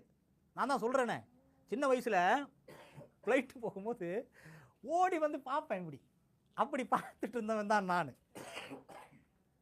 சவுண்டு எங்கேயோ கேட்கும், அது அப்படியே அலசி பார்க்கறது. ஆனால் ஃப்ளைட்டில் ஒரு நாள் ஆண்டவர் என்ன உட்கார வைக்கும்போது நான் வடித்த கண்ணீரையும் தேவன் அறிந்திருக்கிறார். பெருமைக்காக சொல்லலை, அன்றைக்கு நினைத்து பார்த்தேன். அன்னைக்கு ஓடி ஓடி வந்து எட்டி எட்டி பார்த்தவனை இன்னைக்கு விஐபி சீட்டில் தான் என்னை கொண்டு வந்தார் அந்த குவைத் தேசத்துக்கு. உங்களுக்கு தெரியுமா, ஃபர்ஸ்ட் கிளாஸில் தான் நான் வரும்போது ஃபர்ஸ்ட் கிளாஸ் சீட்டில் ஆண்டவர் என்னை கொண்டு வந்தார். நான் நினச்சி பார்க்குறேன், எவ்வளோ பெரிய கோடீஸ்வரன், எவ்வளோ பெரிய ஆள், பெரிய பெரிய பிஸ்னஸ்மேன், அப்படியே லேப்டாப்லாம் கால் மேலே கால் போட்டு கோட்டெல்லாம் சைடில் தொங்க விட்டுட்டு அப்படியே லேப்டாப் பார்த்துட்டு இருக்கிறான். அப்படி ஒரு சீட்டை கொடுத்து நம்மளையும் முதல்ல உட்கார வச்சு கொண்டு வருவாரையானால் அதற்கு இந்த ஜோனத்தான் தகுதி இல்லைவனா, தகுதி இல்லை. ஆனால் தேவனுடைய திட்டம் இருக்குது, என் மகன் இந்த நாளில் இந்த தேசத்துக்கு இப்படி தான் கொண்டு போவேன். ஆமென். அல்லேலூயா. என்னை மட்டும் இல்லை, இங்கே இருக்கிற நிறைய பேருடைய கனவு இப்படி தான் இருந்திருக்கும். நான் என்னை மட்டும் தான் சொல்கிறேன், நிறைய பேருடைய கனவு இப்படி தான் இருந்திருக்கும். ஒரு காலத்தில் சொல்கிறேன், இந்த குவைத் தேசத்தில் வந்தபோது ஒரு சும்மா ஒரு நார்மல் ஒரு ஹெல்ப்பர், எனக்கு வேலைலாம் தெரியாது, எனக்கு தெரிஞ்செல்லாம் இந்தியாவில் செஞ்ச வேலை மட்டும்தான் தெரியும், இங்கெல்லாம் ஒன்றுமே தெரியாது. அப்படி தான் இந்த குவைத் தேசத்துக்கு வந்தேன். வெறும் 60 கேடிக்கு வந்தேன் இந்த குவைத் தேசத்திற்கு. 60 கேடிக்கு வந்தபோது நான் எல்லாரும் அப்படியே எல்லாம் என்னை ஒரு மாதிரி பார்ப்பாங்க. ஹெல்ப்பர் இல்லை, ஹெல்ப்பர் என்ன எப்படி பார்ப்பாங்க, சீப்பாக பார்ப்பாங்க. அப்போல்லாம் எனக்கு மனசு ரொம்ப முடிஞ்சு போயிடும். ஆனால் நினச்சிட்டே இருந்தேன், ஆனால் ஒரு நாள் என்னை அழைத்தவர் அவர் உண்மையுள்ளவர், ஒரு நாள் என்னை உயர்த்துவார். ஆமென். என்னை எந்த கம்பெனியில் ஹெல்ப்பராக வச்சுருந்தானோ அதே கம்பெனியில் யாரெல்லாம் என்னை ஏளனமாக பார்த்தானோ, இது சாட்சியாக சொல்கிறேன், யாரெல்லாம் ஏழ்மையாக பார்த்தானோ அவனுக்கு முன்னாடி ஆண்டவர் என்னை ஒரு டெக்னீஷியனாக கர்த்தர் மாற்றி வைத்தார். ஆமென். அல்லேலூயா, அல்லேலூயா. எங்கள் கம்பெனியில் எவனுக்குமே கிடைக்காத ஒரு பாக்கியம், எந்த மீட்டிங்னாலும் நம்ம ஒர்க்கர்ஸ் சார்பாக என்னை நின்று பேசுவதற்கு கர்த்தர் என்னை உதவி செய்திருக்கிறார். அல்லேலூயா, அல்லேலூயா. ஏன் சொல்கிறேன் தெரியுமா? தகுதி இல்லை தான் நமக்கு, ஆனால் தேவனுடைய திட்டத்துக்கு நம்ம ஒப்பு கொடுத்தால், தேவனுடைய சித்தத்துக்கு. நான் அடிக்கடி சொல்கிறத, நம்ம ஒன்றுமே கிடையாது, we are nothing. நம்ம என்னைக்குமே சொல்கிறேன், நம்ம என்னைக்குமே பூஜ்ஜியமாக இருந்தா இயேசு உங்கள் பக்கத்தில் நம்பர் 1 வந்து நிற்பார். ஹல்லேலூயா. நீங்கள் 10 மாறிடுவீங்க. உங்களை பார்க்குறவங்க முட்டாளா பார்ப்பான், ஆனால் இல்லை, அடுத்தவருடைய கண்களை நீங்கள் 10 இருக்கிறத கர்த்தர் பார்க்க வைப்பார். ஹல்லேலூயா, ஹல்லேலூயா. உங்களுக்கு இருக்கிறதான டேலண்ட், உங்களுக்கு இருக்கிறதான கிருபை, உங்களுக்கு இருக்கிறதான தயவு, அது அப்படியே வெளிப்படும், கிருபை வெளிப்படும் பாருங்க. அப்போ புரிஞ்சு கொள்வாங்க நீங்கள் யார் என்பதை. ஆமென். ஹல்லேலூயா. ஒருவேளை நினைக்கலாம், இவனுக்கு என்ன தெரியும், ஒன்றும் தெரியாது தான். ஆனால் தேவன் ஒரு மனிதனோடு கூட இருப்பாரே ஆனால், ஆமென், ஹல்லேலூயா, அவனை மேன்மையாக உயர்த்தி விடுவார். ஆமென், ஹல்லேலூயா. அதான் நம்முடைய தேவன். அப்போ தரிசனத்தை, தேவனுடைய திட்டத்தை யாருக்கு கொடுப்பாருன்னா, தேவனுக்கு பயப்படுகிற பயம் நமக்குள்ளே இருந்தார். அந்த வசனத்தை வாசிங்க, 25 சங்கீதம் 25:14. கர்த்தருடைய ரகசியம் அவருக்கு பயந்தவர்களிடத்திலே இருக்கிறது. நல்ல பாருங்க, இங்க 2 காரியத்தை செய்யறாரு. தன்னுடைய ரகசியத்தையும் செய்கிறாரு, உடன்படிக்கையும் தெரியப்படுத்துகிறார். உடன்படிக்கை என்பது தேவனுடைய திட்டத்தை அப்படியே செயல்படுத்துவது தான் உடன்படிக்கை. அதை அப்படியே ஏற்றுக்கணும், அப்படியே நடக்கணும் அந்த வாழ்க்கையில. ஆனா கீழ்ப்படுகிறோம் நம்ம சொல்றோம், கீழ்ப்படிதல் நமக்குள்ள இருக்குதா? கீழ்ப்படிதலை தான் பேசுகிறோம், கீழ்ப்படிதலை தான் செய்தியை கேட்குறோம், கீழ்ப்படுகிறோன்ற ஒரு கோட்பாட்டுக்குள்ளே வந்து நம்ம நினச்சிட்டு இருக்கோம். கீழ்ப்படுகிறோமா? அதுக்கு நான் சொல்கிறதுக்கெல்லாம் நீங்கள் கீழ்ப்படிங்கன்னு நான் சொல்லலை, நான் சொல்கிறது தான் நீங்கள் கேட்கணும்னு சொல்லலை. கீழ்ப்படுகிறதுனா என்ன தெரியுமா? என்ன நினைக்கிறீங்க நீங்கள் கீழ்ப்படுதுன்னா? நான் சொல்கிறேன் செய்தி இல்லை, பைபிள் ஸ்டடி தான். அதனால் பொறுமையாக நிதானமாக உங்களை கூட்டிகிட்டு போகிறேன். என்னோடு கூட கற்றுக்குங்க, சத்தியங்களை கற்றுக்கோங்க, அதை அப்படியே கூட ட்ராவல் பண்ணுங்கள். கீழ்ப்படிதல்னா என்ன நினைக்கிறீங்க? அப்போ என்ன சொன்னாலும் நீங்கள் செஞ்சிருவீங்களா? இப்போ நான் சொல்கிறேன், இங்கேருந்து கீழே கூச்சிடும் எத்தனை பேர் குதிப்பீங்க பார்க்கணும். இப்போ என்ன சொன்னேன் நான்? கீழ்ப்படிதல் என்பது கர்த்தருக்கு மட்டும் இல்லை. நிறைய பேர் அப்படி நினச்சிக்கிறேன், கர்த்தர் வந்து டைரெக்டாக அவங்கள்ட்ட வந்து பேசுவார், டைரெக்டாக வந்து பேசுவார். நம்ம அதெல்லாம் நான் சொல்கிறேன், நம்ம என்ன மோசேவா இல்லை நம்ம யோசேப்பா? இல்லை நீ சொல்லு. வேதவசனம் சொல்லுது, மோசேன் வீட்டில் எங்கும் உண்மை உள்ளவன், தாவீது என் இருதயத்துக்கு ஏற்றவன். இல்லையா? அப்படியாவா இருக்கும்? இதயத்துக்கு ஏற்றவங்களா இருக்குமா? நம்ம உண்மையாவா கீழ்ப்படிஞ்சிடுறோமா? நம்ம கீழ்ப்படிஞ்சிடுறோமா? கீழ்ப்படிதல் என்ன தெரியுமா? ஆபிரகாமே போல சங்காரம் பண்ணுனாலும் அவன் யோசிக்கவே இல்லை பாருங்க. நானாக தான் யோசிச்சிருப்பேன், என் பிள்ளைய கொடுனா எப்படி நான் கொடுப்பேன், நானே 4 வருஷம் கழிச்சு பிள்ளைய பற்றி வச்சிருக்கேன், நான் எப்படி கொடுப்பேன் நான் சொல்லியிருப்பேன். ஆனால் ஆபிரகாம் அதை யோசிக்கலை. அவன் கொண்டு போய் கழுத்தில் கத்தி வச்சான் பாருங்க, அதான் கீழ்ப்படிதல். நீங்கள் அப்படி செய்வீங்களா? அது அர்த்தம் என்ன தெரியுமா?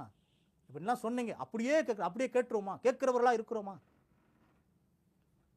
ஆனால் நமக்குள்ள ஒரு ஈகோ வந்துடும். இவன் என்ன சொல்கிறது, நம்ம என்ன கேட்குறது, அவன் சொல்லி நான் செய்யணுமா, அவ சொல்லி நான் செய்யணுமா? இங்கே என்ன நிற்குது?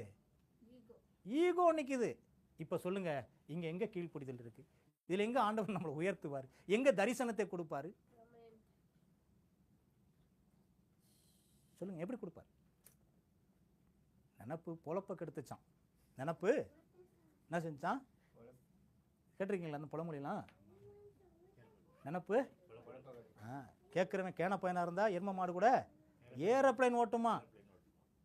இப்படி தான் நம்முடைய வாழ்க்கை போயிட்டு இருக்குது. பாருங்க, நாய்க்குட்டி இருக்கு, பன்னிக்குட்டி இருக்கு. இது ரெண்டுமே இந்த உலகத்தில் வாழுது. இது ரெண்டுமே சாப்பிடுது. இது ரெண்டுமே மனுஷனுக்கு நன்றியா இருக்குது. இதுவும் குட்டி போடுது, மனுஷனும் குட்டி போடுறான். ஆனா மிருகத்துக்கும் மனுஷனுக்கும் வித்தியாசம் இருக்கிறது. இந்த மிருகத்துக்கு ஆத்துமா இல்லாம இருந்தும் அறிவுள்ள ஜீவியாய் வாழுது. ஆனா நமக்கு ஆத்துமா இருந்தும் அறிவில்லாமல் வாழுகிறோம். ஒரு வசனம் இப்படி சொல்லுது, ஆவியானவர் எனக்குள்ளே பேசுகிறதுனால இந்த வசனத்தை சொல்லுகிறேன். என் ஜனங்கள் அறியாமையினாலே மடிந்து போகிறார்கள்.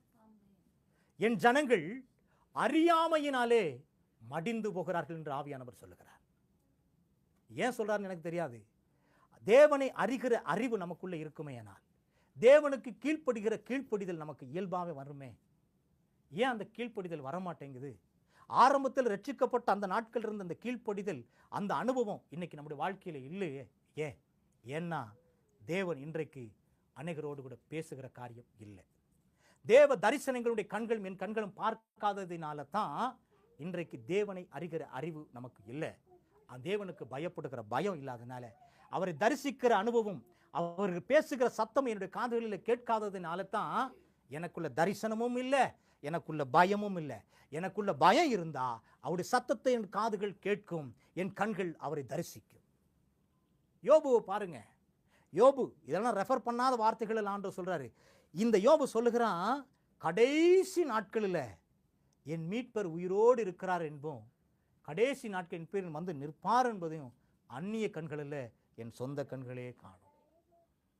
அப்போ இதுதான் தரிசனம். பாருங்க, இந்த தரிசனம் அவனுக்குள்ள எப்படி வந்ததுன்னா, அப்படியே கீழ்ப்பட. அவன் ஒரு நாள் வாயினாலே பாவம் செய்யவில்லை யோபு. ஆண்டவரே சொரிய சொல்றா, சொரிஞ்சான். இங்க சலமும் ரத்தமும் வருதா, அதையும் சொரிஞ்சுக்கிட்டு பேசாம இருந்தான். ஆனா நம்மள அந்த என்ன பண்ணுவோம், புலம்பி தவிச்சு ஐயோ என்னமா பண்ணியிருப்போம் ஆண்டவர் இல்லையா? ஆண்டவருக்கு சொரி சிறங்கு பிடிக்க வச்சிருப்போம். நமக்கு சொரி சிறங்கு பிடிக்குதோ இல்லையோ, நமக்கு பிடிச்ச சொரி சிறங்கு யாருக்கு மேலே பரப்பி விட்டுருப்போம்? ஆண்டவருக்கு பரப்பி விட்டுருப்போம். நீர் என்ன செய்யும், கொஞ்சம் சொரியும். எனக்கு மட்டும் வேதனைப்படுத்துறீரே நம்மளும் செய்வோம், சொரிஞ்சு விட்டுருப்போம். அவரும் என்ன செய்யும், நான் மட்டும் எதுக்கு ஆண்டவரை நான் வேதனை பண்ணோம், நீங்களும் வாங்க என் பக்கத்தில் உட்காந்து சொரிங்க. அதான் நடிக்க சொல்ல, வாரம் போதுகிறே வந்து நோடு கூட என்ன செய்யும், தங்கீர் சொரியும், நீரும் கொஞ்சம் சொரியும். நம்முடைய வாழ்க்கை இன்னைக்கு அப்படிதான் போயிட்டு இருக்குது. தேவனுக்கு பயப்படுகிற பயம் நமக்குள்ள இருந்தா நம்முடைய கண்கள் தேவனை தரிசிக்கிறதாய் மாறும். தரிசிக்கிறது மாத்திரமல்ல, ஆண்டவர் ஒரு மனிதனுக்கு தரிசனத்தை கொடுக்கிறாரே ஆனால் உடன்படிக்கையும் பண்ணுவார். இதைத்தான் யாக்கோபுக்கு ஆண்டவர் செய்தார். யாக்கோபு ஒரு தரிசனத்தை பார்க்கிறான். பாருங்க, யாக்கோபு ஆதியாகமம் 28ஆம் அதிகாரம் 12-15 வசனங்களை நீங்கள் வாசித்தீர்களானா, அங்கு ஆண்டவர் அவனுக்கு ஒரு தரிசனத்தை காட்டுகிறார். போன வாரத்தில் லேசா சொல்லிட்டு போனேன். இங்க ஒரு தரிசனத்தை பார்க்கிறான். எப்படிப்பட்ட தரிசனம்? ஒரு வானத்தில் அவன் போய் என்ன செய்றான், இப்போ இவன் எங்க ஓடுகிறான், தன்னை சகோதரனை ஏமாற்றிட்டு பொய் சொல்லிட்டு வஞ்சிச்சுட்டு என்ன சொல்றான், ஓடுறான். எங்க உனக்குள்ள ஒரு பயம் இவனுக்குள்ள பிடிச்சிருந்தனால ஓடி எங்க சொல்ல ஓடி ஒளிகிறான். தன்னுடைய மாமாவிடத்துக்கு ஓடி ஒழுகிறான். இப்போ நைட் ஆனபடினாலே ஒரு இடத்துல வந்து நம்மளா இருந்தால் என்ன பண்ணியிருப்போம், சும்மா விட்டுருக்க மாட்டோம் இல்லையா? ஓடும் போதே கொஞ்சம் துணியை மூட்டை என்ன செஞ்சுருப்போம், தலையானையும் சுற்றிக்கிட்டே ஓடுவோம். இதுதான் நம்ம ஓட்டம். எங்கே போனாலும் நம்மளும் என்ன செய்வோம், அள்ளிக்கிட்டு தான் ஓடுவோம். இது நமக்கு உண்டான பழக்கம். ஆனால் யாக்கோபுக்கு அந்த பழக்கம் கிடையாது. அவன் அப்படியே ஓடி போனான். ஓடி போகும்போது கொண்டு போனதெல்லாம் சாப்பிட்டான். அவங்க போய் வந்து என்ன செய்யலாம், ஒரு கல்லை தலானியாக வச்சுட்டு படுத்தான். நமக்கு இன்னைக்கு என்ன இப்படி இருக்கும், நமக்கு படுக்கிறதுக்கு சொகுசான ஒரு தலானி வேணும், இருக்கிறதுக்கு சொகுசான இடம் வேணும், உட்காரத்துக்கு சொகுசா சேர் வேணும், முட்டி போட்டு ஜெபம் பண்ணால் நமக்கு ஒரு சைஸாக என்ன செய்யணும், ஒரு அணவு வேணும் இல்லையா? பைபிளை ஓப்பனாக கொண்டுறதுக்கு ஒரு கவர் வேணும். ஏன்னா இதெல்லாம் நம்ம என்ன செய்ய மாட்டோம், கொண்டு வர மாட்டோம். எல்லாம் செய்கிறதுக்கு நமக்கு ஒரு செக்யூர், நமக்கு என்ன செய்வோம், ஒரு செக்யூர், இதெல்லாம் இப்படி தான் கொண்டு வருவோம். ஆனால் அந்த யாக்கோபு ஓடி போகும்போது எதையும் கொண்டு போகலை. பாவம், நான் நினைக்கிறேன் அவன் தாய் கொஞ்சம் குடிக்கிறதுக்கு கொஞ்சம் தண்ணி ஒரு துருத்தியும் அவன் போட்டிருந்த ட்ரெஸ்ஸும் ஒரு கோலம் கொடுத்து எப்படியா ஓடிப்போம். இல்லை ஏசா என்ன பண்ணினா உன்னைய கொன்னுடுவான்னு சொன்ன, அப்படி நசிட்டான் வீட்டுக்கு. நான் நினைக்கிறேன் என்னுடைய கற்பனையில் எங்கேயாவது போயிட்டு வந்துடுவான் யாக்கோபு. வந்த வழியில் இவன் சொல்லுவான், டேய் ஏசா இருக்கிறான், அப்படியே ஓடிடு, அப்படியே ஓடி இருப்பான். நீங்கள் பயப்படாதீங்க, நல்லா எடுத்து வைக்குங்க, தூங்காதீங்க. அப்போ சின்ன வயசில் சில வீட்டுங்களில் பார்த்தீங்கன்னா அண்ணனும் தம்பியுமா இருப்பாங்க. இந்த தம்பியை தான் சேட்டை பண்ணிவிடுவான், அண்ணங்காரன் அடிப்பான். அப்போது இது எங்கள் ஊரில் நடக்கிற சம்பவத்தை தான் சொல்கிறேங்க. சில அம்மா அப்பா வெளியில் போயிருப்பாங்க. இந்த அம்மா அப்பா வர வரைக்கும் அந்த பையன் பம்பினே இருப்பான். ஏன்னா அம்மா அப்பா வந்த கூடியே பின்னாடியே போயிட்டான். அண்ணன் என்ன செய்ய மாட்டான், அடிக்க மாட்டான். இந்த சான்ஸு யாக்கோபுக்கு கிடைக்கல.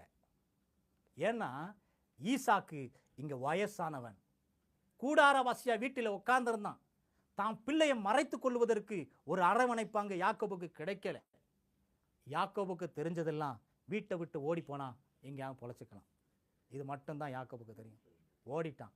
நம்மளை மாதிரி நான் கடந்த நாட்கள் சொன்னேன் பாருங்க, நிறைய பேர் எப்படி தான் இருக்கும், நம்ம லோத்துடைய மனைவி மாதிரி தான் இருக்கிறோம். எல்லாத்தையும் அள்ளி இடுக்கி கட்டிக்கிட்டு தான் போகிறது எங்கே போனாலும்.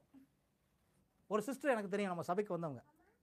ஒரு நாள் அந்த பேக் எடுத்து தனியாக அங்கிட்டு வச்சிட்டேன். அப்படியே தேடுறாங்க. நாங்கள் என்ன சிஸ்டர் இல்லை என்ன இருக்கு, அதுக்குள்ள நகையே இருக்குது, பெரிய பணம் போட்டு பணமே இருக்குது, அதுக்குள்ள நகையே இருக்குது.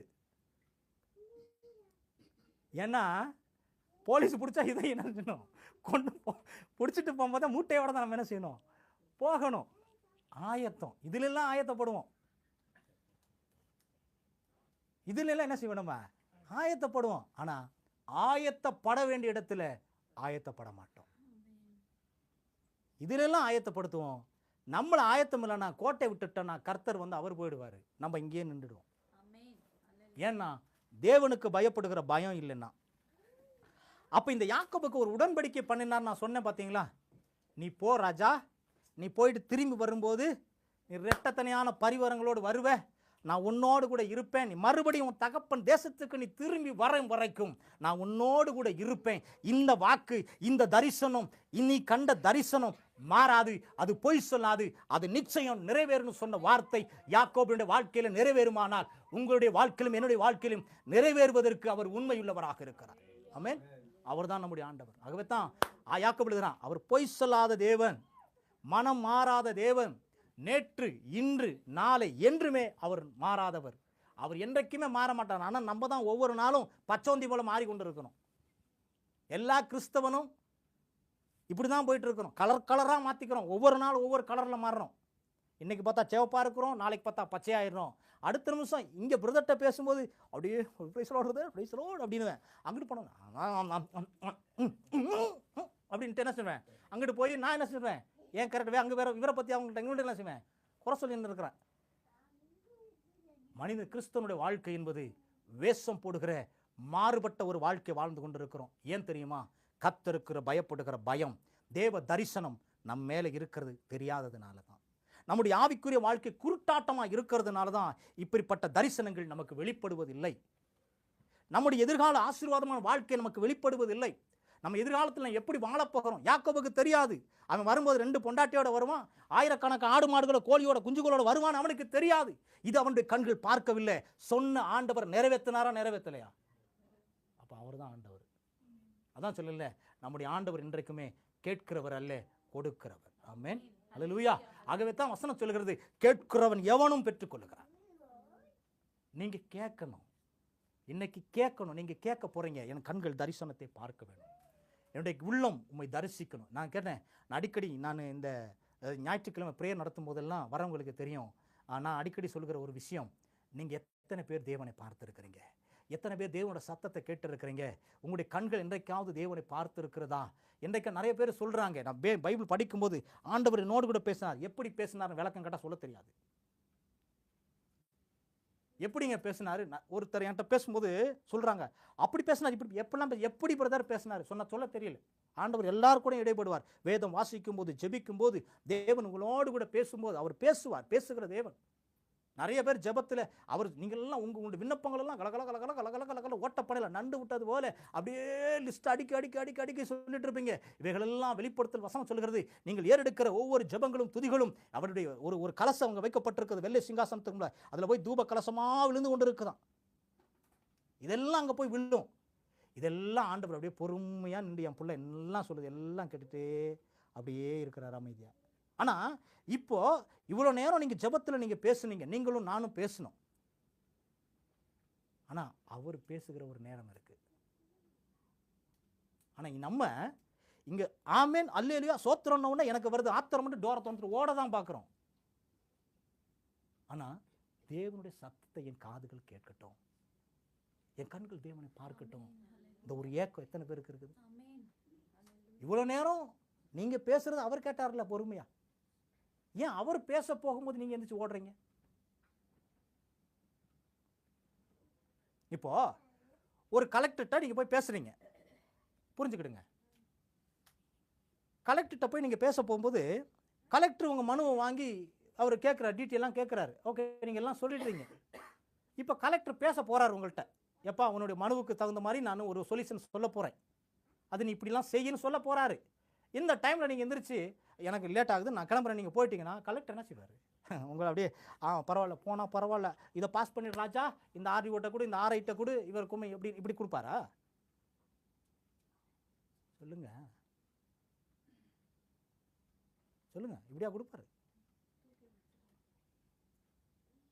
யோசிக்கவே மாட்டார், அப்படியே கிழிச்சு அப்படி டஸ்ட்பினில் போட்டுவிடுவார். சமபந்திக்கு எத்தனை பேர் போயிருக்கிறீங்க கலெக்டரை பார்க்குறதுக்கு? போனதில்லை அப்படின்னு என்னன்னு தெரியாது நிறைய பேருக்கு. ஒரு நாள் என்ன சொல்லுவாங்க, குறை தீர்க்கும் நாள்னு ஒரு நாள் வரும், எல்லா மாவட்டங்களிலும் ஒரு நாள் வைப்பாங்க, சமபந்தின்னு சொல்லுவாங்க. அது அந்த நாளில் உங்களுடைய குறைகளை, உங்களுக்கு ஒரு சொத்து பிரச்சனையாக இருக்கலாம், ஒரு வீட்டு பிரச்சனை இருக்கலாம், வழி பிரச்சனை, இதெல்லாம் நீங்கள் கலெக்டர் மனுவாக கொடுக்கும்போது அந்த மனுவை வாங்கி பார்த்து அங்கே இருக்கிற அந்த ஆள் அந்த ஏரியாவில் உள்ள கவுன்சிலரையோ யாரையோ பார்த்து அந்த உங்களுடைய மனுவை கொடுத்து இதை விசாரிக்கும்படி சொல்லுகிற ஒரு நாள் வரும். அந்த நாள் தான் குறை தீர்க்கும் நாள். அந்த நாளில் நீங்கள் போயின்னா கலெக்டர் சொல்கிற வரைக்கும் நீங்கள் அங்கே நிற்கணும், இப்படியே நிற்கணும். நீங்கள் இப்படி மனுவெல்லாம் கொடுத்துட்டு வந்தீங்கன்னா அந்த குமாஸ்தா சொல்லுவான்ல, அவன் யோசிக்கவே மாட்டான், அப்படியே வாங்கி அப்படியே போட்டுவான். பக்கத்தில் அங்கே ஒரு பெரிய தொட்டி வேறு இருக்கும், அப்படியே போட்டுடுவான். சிலர் கேஸுகள் விசாரிக்காத பேப்பர் மனு வந்திருக்கும், ஆள் வந்திருக்க மாட்டாங்க. நல்லா புரிஞ்சுக்குங்க, மனு வந்திருக்கும், அங்கே ஆர்டர் அவன் கூப்பிடுவான், குமாஸ்தா கூப்பிடுவான், இன்ன ஆள் இன்ன பேரில் ஆடுன்னா நம்ம போய் அங்கே நிற்கணும். அங்கே பேப்பர் அங்கே ஆள் வரலாம், அடுத்த நிமிஷம் எங்கே போயிடும்? அது விசாரிப்புலாம் கிடையாது, அது எங்கே போய்டும்? அங்கே குப்பை தொட்டிக்கு போயிடும்.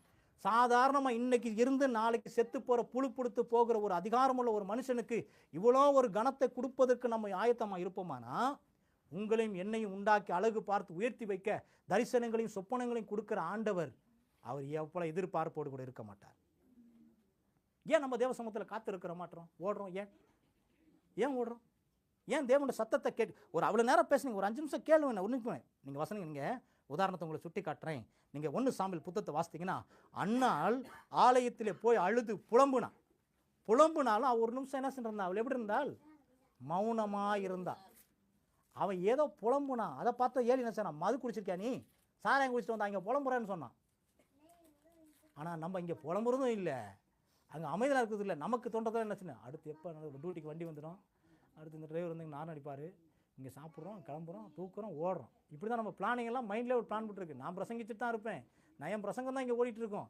ஆனால் அங்கே நீங்கள் என்ன செஞ்சுட்டு இருப்பேன், நீங்கள் வேறு இடத்துல அங்கே இருப்பீங்க, இங்கே ஒரு இடத்துல வேலை செஞ்சுட்டு இருப்பீங்க. சிலர்லாம் ட்ரீம்லேயே ஊசி போட்டுட்ருப்பீங்க, சிஸ்டர்லாம் ட்ரீம்லேயே பல்ல பிடிங்கிட்டு இருப்பாங்க. சொல்ல முடியாது, யாரும் என்ன செய்ய முடியாது, சொல்ல முடியாது. ஏன்னா நம்முடைய சரீரம் இங்கே இருக்கும், சிந்தனை எங்கேயோ என்ன செய்யும் இருக்கும். ஆகவே கர்த்தருக்கு பயப்படுகிற பயம் நமக்குள்ளே இருந்துச்சுன்னா நம்ம யாருக்கு பயப்படுவோம்? ஊழியக்காரருக்கும் பயப்படுவோம், தேவனுக்கு முதலாவது பயப்படுவோம். ரெண்டாவது, தேவனுக்கு பணிவிடை செய்கிற தேவனுடைய மத்தியஸ்தனா இன்று உங்களுக்காய் பரிந்து பேசுகிற ஊழியக்காரர்களுக்கு என்ன செய்வோம்? கீழ்ப்படிவோம். அப்போ ஆண்டவர் ஒரு மனிதனுக்கு தேவ தரிசனத்தையும் தேவனுடைய திட்டத்தையும் தேவன் வெளிப்படுத்தணுமான, ஆனால் அவன் எப்படிப்பட்டவனாக இருக்கணும்னா நீதிமானாக இருக்க வேண்டும். ரெண்டாவது காரியம், பயந்தவனாக இருக்கணும். பயந்தவனைத்தான் ஆண்டவர் நீதிமானாய் மாற்ற முடியும். நீதிமானாய் இருந்தால் தான் அவருடைய ரகசியத்தை வெளிப்படுத்துவார். நீதிமொழிகள் 3ஆம் அதிகாரம் 32ஆம் வசனத்தை நீங்கள் வாசித்தீங்கன்னா, நீதிமான்களோடே அவருடைய ரகசியம் இருக்கிறது. அப்போ தேவனுடைய ஊழியக்காரர்கள் எப்படி இருக்கிறாங்கன்னா, உங்களுக்காய் எனக்காய் பரிந்து பேசுகிறவர்கள் எப்படி இருக்கிறாருன்னா, தேவனுக்கு பயப்படுகிற பயம் அவர்களுக்கு இருக்கிறதுனால தான் தேவன் உங்களை குறித்து என்னை குறித்து ரகசியங்களை வெளிப்படுத்துகிறார். அல்லேலூயா. அப்போ நீதிமான்களுக்கு தான் தேவனுடைய ரகசியத்தை வெளிப்படுத்துவார், எல்லாருக்கும் வெளிப்படுத்த மாட்டார். கண்ணை முன்னாவே தரிசனம் பார்க்கணும், அவன் கள்ள தரிசனத்தை பார்க்கிறான். கண்ணை மூடின உடனே ஒரு சொப்பனத்தை பார்க்க, சிலர் தரிசனங்களையும் சொப்பனங்களை சொல்லுகிறவர்களை நான் பார்த்துருக்கிறேன். சிலர் சொல்லுவாங்க, என்ன சொல்லுவாங்க, என்ன சொல்லுவாங்க, குழந்தை தானே. அப்போ இங்கே லிசன், நான் முடிச்சிடுவேன் கொஞ்ச நேரத்தில் முடிச்சிடுவேன். இங்கே பாருங்க,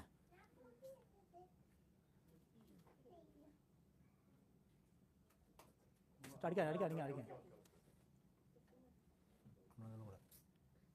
அப்போ தேவனுடைய தரிசனமும் தேவனுடைய சொப்பனத்தை நம்ம காணணும்னா முதல்ல நம்ம என்ன செய்யணும், தேவனுக்கு பயப்படுகிற பயம் இருக்கணும். இந்த பயம் இருந்தால் தான் ஆண்டவர் யோவேல் 2ஆம் அதிகாரம் 28ஆம் வசனத்தை நம்முடைய வாழ்க்கையில நிறைவேற்றுவார். யோவேல் 2:28 என்ன சொல்லுது, என்ன சொல்லுது?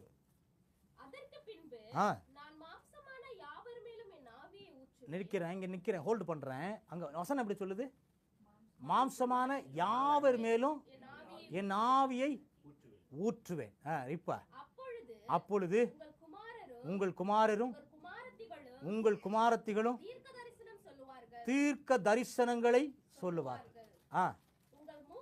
உங்கள் மூப்பர் சொப்பனங்களையும் உங்கள் வாலிபர் தரிசனங்களையும் காண்பார்கள். எப்ப நம்ம அபிஷேகம் பண்ணப்பட்டிருக்கலாம், ஆனா ஞானஸ்தானம் எடுத்திருக்கலாம், ரட்சிக்கப்பட்டிருக்கலாம், ஞானஸ்தானம் எடுத்திருக்கலாம், அபிஷேகம் பண்ணப்பட்டவர்களாக இருந்தாலும் நம்முடைய கண்கள் தேவனை தரிசிக்காமல் இருந்தா அது வீணான வாழ்க்கை தான். நம்ம என்னைக்கு தரிசனத்தை பார்ப்போம்? என்றைக்கு இந்த யோவேல் 2ஆம் அதிகாரம் 28ஆம் வசனத்தில் சொல்லப்பட்ட தீர்க்க தரிசனம் எப்பொழுது நம்முடைய வாழ்க்கையில நிறைவேறும்? பரிசுத்த ஆவியானவர் என் மேல் ஊற்றுவதற்கு வசனம் இப்படி தான் சொல்லுகிறார் இல்லையா? 1 கொரிந்தியர் 3ஆம் அதிகாரம் 3:16 1 கொரிந்தியர் 3:16 தான் நினைக்கிறேன் இல்லையா? நீங்களே தேவனுடைய ஆலயமாக இருக்கிறீங்க. அப்ப அதுல தேவ ஆவியானவர் என்ன பண்றாரா? அப்போ தேவ ஆவியானவர் நமக்குள்ளே வாசம் பண்ணுகிறாரே. ஆனால் ஏன் நமக்குள்ள அந்த அபிஷேகம் இருக்கும்போது, நம்ம அபிஷேகம் சில நேரங்களில் நம்ம ஆவியானவர் நம்ம என்னைக்கு ரட்சிக்கப்பட்டு ஞானஸ்தானம் எடுத்து பாவத்துக்கு மரித்து நீதிக்கு பிழைத்திருக்கிறோமே, அன்னைக்கு தேவனுக்கு பயப்படுகிற பயம் நமக்குள்ள வந்தா, பாவத்துக்கு மரித்து நீதிக்கு பிழைத்திருக்கும் போது நீங்களும் நானும் என்னவாகிறோம்? நீதிமான்களாக மாறுகிறோம். அப்ப நீதிமான்களாய் மாறினா ஆண்டவர் நமக்கு என்ன பண்ணுவார்? தேவ ஆவியானவர் நம்மோடு கூட அன்றிலிருந்து என்ன பண்றாரு? வாசம் பண்ணுகிறார். எங்கே வாசம் பண்ணுகிறார்? நம்முடைய இருதயத்தில் வாசம் பண்ணுகிறார். அப்ப ஆவியானவர் நமக்குள்ளே இருப்பாரனால் ஆவியானவர் நமக்கு என்ன வெளிப்படுத்த போகிறாரா? தரிசனங்களையும் சொப்பனங்களையும் அவர் வெளிப்படுத்த சித்தமுள்ளவராக இருக்கிறார். அப்ப நம்முடைய கண்கள் தரிசனத்தையும் சொப்பனத்தை காணாமல் ஆவியானவர் நமக்குள்ளே இருந்தும் நம்ம இவை பார்க்காமல் இருக்கிறதுடைய வெளிப்பாடு என்னன்னா, நம்ம எங்கேயோ ஏதோ ஒரு இடத்துல பிழையா நிற்கிறோம் என்பதுதான் அர்த்தம். ஏதோ ஒரு இடத்துல நம்முடைய ஆவிக்குரிய கண்கள் குருட்டாட்டம் பண்ணப்பட்டிருக்கிறது. நம்முடைய கண்கள் கேயாசியுடைய கண்களைப் போலதான் இருக்குது. எலிசாவுடைய கண்களாய் மாறல. எப்படித்தான் இருக்கும்? அதுதான் ஸ்பர்ஜன் தெளிவா சொல்றாரு, என்றைக்கு ஒரு மனிதன் கிறிஸ்தவன் தேவனுடைய தரிசனத்தையும் தேவனுடைய சத்தத்தையும் அவன் கேட்காம இருக்கிறானோ, அவன் எகிப்திலே வாழ்கிறது போல ஒரு இருட்டாட்டம் இல்ல, ஒரு குருட்டாட்டம் இல்ல, ஒரு இருண்ட வாழ்க்கை வாழ்கிறான் என்றது அப்ப ஸ்பர்ஜன் சொன்னது கரெக்ட் இல்லையா? எந்த ஒரு மாற்றமும் இல்ல. அப்போ நமக்குள்ள பரிசுத்த ஆவியானவர் இருந்தும் நமக்குள்ள ஏன் அப்படிப்பட்ட தரிசனங்களையும் சொப்பனங்களையும் ஏன் நம்ம காண மாட்டோம்? ஏன்னா தாகம் நமக்குள்ள என்ன செய்யல? இல்ல. தாகம் உள்ளவன் மேல் தான் என்ன சொல்லுது? தண்ணீரை ஊற்றுவேன். அப்ப எப்படிப்பட்ட தண்ணீரை ஊற்றுவார்? அவர் ஜீவ தண்ணீரை ஊற்றுவார். ஆமென். அதுதான் நீங்க ஆதியாகம அப்போஸ்தலர்கள் நீங்க பார்த்தீங்கன்னா, ஆதி திருச்சபையானது தேவனுடைய ஆவிக்காய் பரிசுத்த ஆவியானவர் நம்ம மேல் ஊற்றப்படுவதற்காய் தேவ சபையிலே அவர்கள் கூடி ஒருமனப்பட்டு காத்திருந்தார்கள். காத்திருக்கணும். அப்ப அபிஷேகம் ஒரு மனிதனுக்கு வேண்டுமையானால், தரிசனத்தை ஒரு மனிதன் பெற்றுக்கொள்ள வேண்டுமையானால், அவன் கீழ்ப்படிந்துள்ளவனாய் இருந்து ஒரு இடத்துல அமர்ந்திருக்கணும். அவன் காத்திருக்கணும். we are sitting the one place. நம்ம அங்கே காத்திருக்கணும். எங்க காத்திருக்கிறோம்? இங்க நமக்குள்ள ஐக்கியமே இல்லை. எப்படி ஐக்கியம் இல்லாத இடத்துல எப்படி ஆவியானவர் அவங்க மேல ஊற்றுவார்? அவர்கள் வசனம் சொல்றது, அவர்கள் எல்லாரும் ஒருமனப்பட்டு, அவங்க என்ன வசனம் சொல்லுது? அவர்கள் எல்லாரும் ஒருமனப்பட்டு எல்லாம் கேதரானாங்க. அவர்களுக்குள்ள ஒரே மனம் இருந்தது. அவன் குடிச்சிட்டு கொடுத்தது இவன் குடிச்சான், இவன் குடிச்சிட்டு கொடுத்தது அவன் குடிச்சா, அவன் குடிச்சிட்டு கொடுத்தது இவன் குடிச்சான். எல்லாருக்குள்ளேயுமே ஒரே மனப்பான்மை இருந்தது. ஒரே மனப்பான்மை இல்லாத வரைக்கும் தேவனுடைய அபிஷேகத்தை பெற்றுக்கொள்ளவே முடியாது. யாரோடு கூடயும் ஒப்புரவாகாத ஒரு வாழ்க்கை, ஒப்புரவு இல்லாமல் நீங்கள் ஒரு அபிஷேகத்தை பெற்றுக்கொள்ள முடியாது. அப்படி ஒருவேளை நான் தியானிச்சதில் தான் சொல்கிறேன், அப்படி ஒருவேளை எந்த ஒரு மனுஷன் சொல்கிறான் ஏதோ ஒரு ஆவியினால் வஞ்சிக்கப்பட்டிருக்கிறான், அவன் உண்மையான ஆவியானவரை பெறலை, உண்மையான அபிஷேகத்தை அவன் பெற்றுக்கொள்ளவில்லை. ஏன்னா நம்முடைய ஆண்டவர் சண்டை போடுகிறவர் அல்ல, நம்முடைய ஆண்டவர் குறை சொல்லுகிறவர் அல்ல, நம்முடைய ஆண்டவர் கீழ்ப்படிதலை கொடுக்கக்கூட ஆவியானவர். தேவன் பிதா என்ன சொல்லுகிறாரோ அதை அப்படியே கீழ்ப்படியும்படியாக அவன் மேலே கண்ணை வைத்து அவனுக்கு ஆலோசனை சொல்லவும் அவனை நடக்க வேண்டிய வழியில போதிப்பதற்காகத்தான் பரிசுத்த ஆவியானவர் நம்முடைய ஆலயமாக இருதயத்திலே நம்மோடு கூட வாசம் பண்ணுகிறவராக இருக்கிறார். அப்படிதான் அப்போஸ்தலனாகிய பவுல் எழுதுகிறார். அதுதான் அதனுடைய சத்தியமே தவிர இதை வேறு விதத்தில் நம்ம எப்படி வேணாலும் நம்ம சொல்லலாம். ஆனாலும் என்னுடைய பார்வையில் நான் தியானிச்சதுள்ள தியானத்தின் அப்படிதான் அந்த சத்தியம் அப்படிதான் சொல்லப்படுகிறது. அப்போ அதுதான், அப்போ தேவ ஆவியானவர் நமக்குள்ளே இருப்பாரே ஆனால் நம்முடைய கண்கள் இன்றைக்கு ஆவியை பெற்றுக்கொள்ளலை, அபிஷேகத்தை பெற்றுக்கொள்ளலை. அபிஷேகம் பெற்றிருந்தும் நமக்கு கீழ்ப்படிதல் இல்லை, அபிஷேகம் பெற்றிருந்தும் நீதிமானாய் வாழுகிற ஒரு வாழ்க்கை இல்லை. ஒய்? ஆனால் நம்ம எப்படி வாழுகிறோம்? கிறிஸ்தவன் என்கிற ஒரு போர்வையில் வாழுகிறோம். இப்படி இருந்தால் எப்படி நம்முடைய கண்கள் தரிசனத்தை பார்க்கும்? அப்போ தரிசனத்தை என்ன செய்ய முடியாது, பார்ப்பதற்கு வாய்ப்பே இல்லை. அப்போ இந்த தரிசனத்தை ஆண்டவர் பழைய ஏற்பாட்டு காலத்தில் எல்லாருக்கும் கொடுக்கல. நல்லா பார்த்துங்க, பழைய ஏற்பாட்டு காலத்தில் இப்போ யோவேலில் சொல்லப்பட்ட 2:28 சொல்லப்பட்ட இந்த வார்த்தை, இந்த வாக்குத்தத்தமானது, இந்த வார்த்தையானது பழைய ஏற்பாட்டு மக்களுக்கு நிறைய பேருக்கு இந்த சான்ஸ் கிடைக்கவே இல்லை. நீங்கள் பைபிளை ஹோல் பைபிள் நீங்கள் தேடி பார்க்கலாம். ஆனால் இது கிடைச்சது. யாருக்கு கிடைச்சதுன்னா தேவனாலே தெரிந்து கொள்ளப்பட்டவர்களுக்கு மட்டும்தான் கிடைச்சது, தேவனாலே முன்குறிக்கப்பட்டவர்களுக்கு மட்டும்தான் கிடைச்சது. அதைத்தான் அப்போஸ்தலனாகிய பவுல் ரோமர் 8:32 சொல்றாரு, அழைக்கப்பட்ட அன்றியும் அவருடைய தீர்மானத்தின்படி அழைக்கப்பட்டவர்களுக்குத்தான், அதோட நிப்பாட்டிக்கலாம், அவர்களுக்குத்தான் இந்த தரிசனமும் சொப்பனமும் காண்கிற ஒரு பாக்கியம் கிடைச்சது. ஆனால் இந்த புதிய ஏற்பாட்டு காலத்தில் இன்ற வரைக்கும் இந்த புதிய ஏற்பாட்டில் வாழுகிற இந்த நாள் வரைக்கும் வாழுகிற உங்களுக்கும் என்னைக்கும் ஆண்டவர் கிருபையாய் கொடுத்திருக்கிறார். கஞ்சம் பிடிக்கல ஆண்டவர், அவர் கண்ட்ரோல் பண்ணலை, அதெல்லாம் தாராளமாக. அதாவது அவருடைய நமக்கு எப்படி கொடுக்குறாருன்னா அவருடைய இரக்கத்தையும் கிருபையும் தயவையும் தாராளமாய் கொடுக்கிறவரா. எப்படி கொடுக்குறாரா? தாராளமாய். கஞ்சூஸ் இல்லை, நம்ம தான் கஞ்சூஸ், நம்ம தான் பிதுக்குவோம், வச்சிருந்தாலும் இல்லம்போம். ஆனால் ஆண்டவர் வச்சிருக்கிறது இல்லைன்னு சொல்லுகிறவர் இல்லை, கேட்கிறவன் எவனும் பெற்றுக்கொள்ளத்தக்கதாக அவர் அள்ளி அள்ளி அள்ளி அள்ளி கொடுப்பதற்கு அவர் உண்மையுள்ளவராக இருக்கிறார். ஆமென். அப்போ தரிசனத்தை கொடுப்பதற்கு அவர் ஆயத்தம், தரிசனத்தை பெற்றுக்கொள்வதற்கு நமக்கு தான் என்ன இல்லை, ஆயத்தம் இல்லை. அப்போ தரிசனத்தை நாம் பெற்றுக்கொள்ளணும்னா ஒன்று அழைக்கப்பட்டிருக்கணும், ரெண்டாவது தெரிந்து கொள்ளப்பட்டிருக்கணும். அழைக்கப்படுதல் என்பது வேறு, தெரிந்து கொள்ளப்படுதல் என்பது வேறு. அழைக்கப்படுதல் அழைப்புல பலவிதமான அழைப்பு இருக்குது, தெரிந்து கொள்ளப்படுதலையும் பலவிதமான தெரிந்து கொள்ளப்பட்டிருக்குது. அழைப்பு பொதுவான அழைப்பு இருக்கு, பிரத்யேக அழைப்பு இருக்குது. தெரிந்து கொள்ள பிரத்யேக தெரிந்து கொள்ளும் இருக்குது, பொதுவான தெரிந்து கொள்ளுதலும் இருக்கு. இப்போ உதாரணத்துக்கு சொல்றேன், எரேமியா 1:1 அடிக்கடி நம்ம ஜெபம் பண்ணும்போது வாசிக்கிறோம். அங்க எரேமியா 1:1 சொல்லுது, தாயின் கருவிலே உருவாக்கும் முன்னே நான் உன்னை. இதைதான் சங்கீதக்காரன் இடத்தை சொல்லுகிறான், நானும் பிரமிக்கத்தக்க விதமாய் சிருஷ்டிக்கப்பட்டேன்.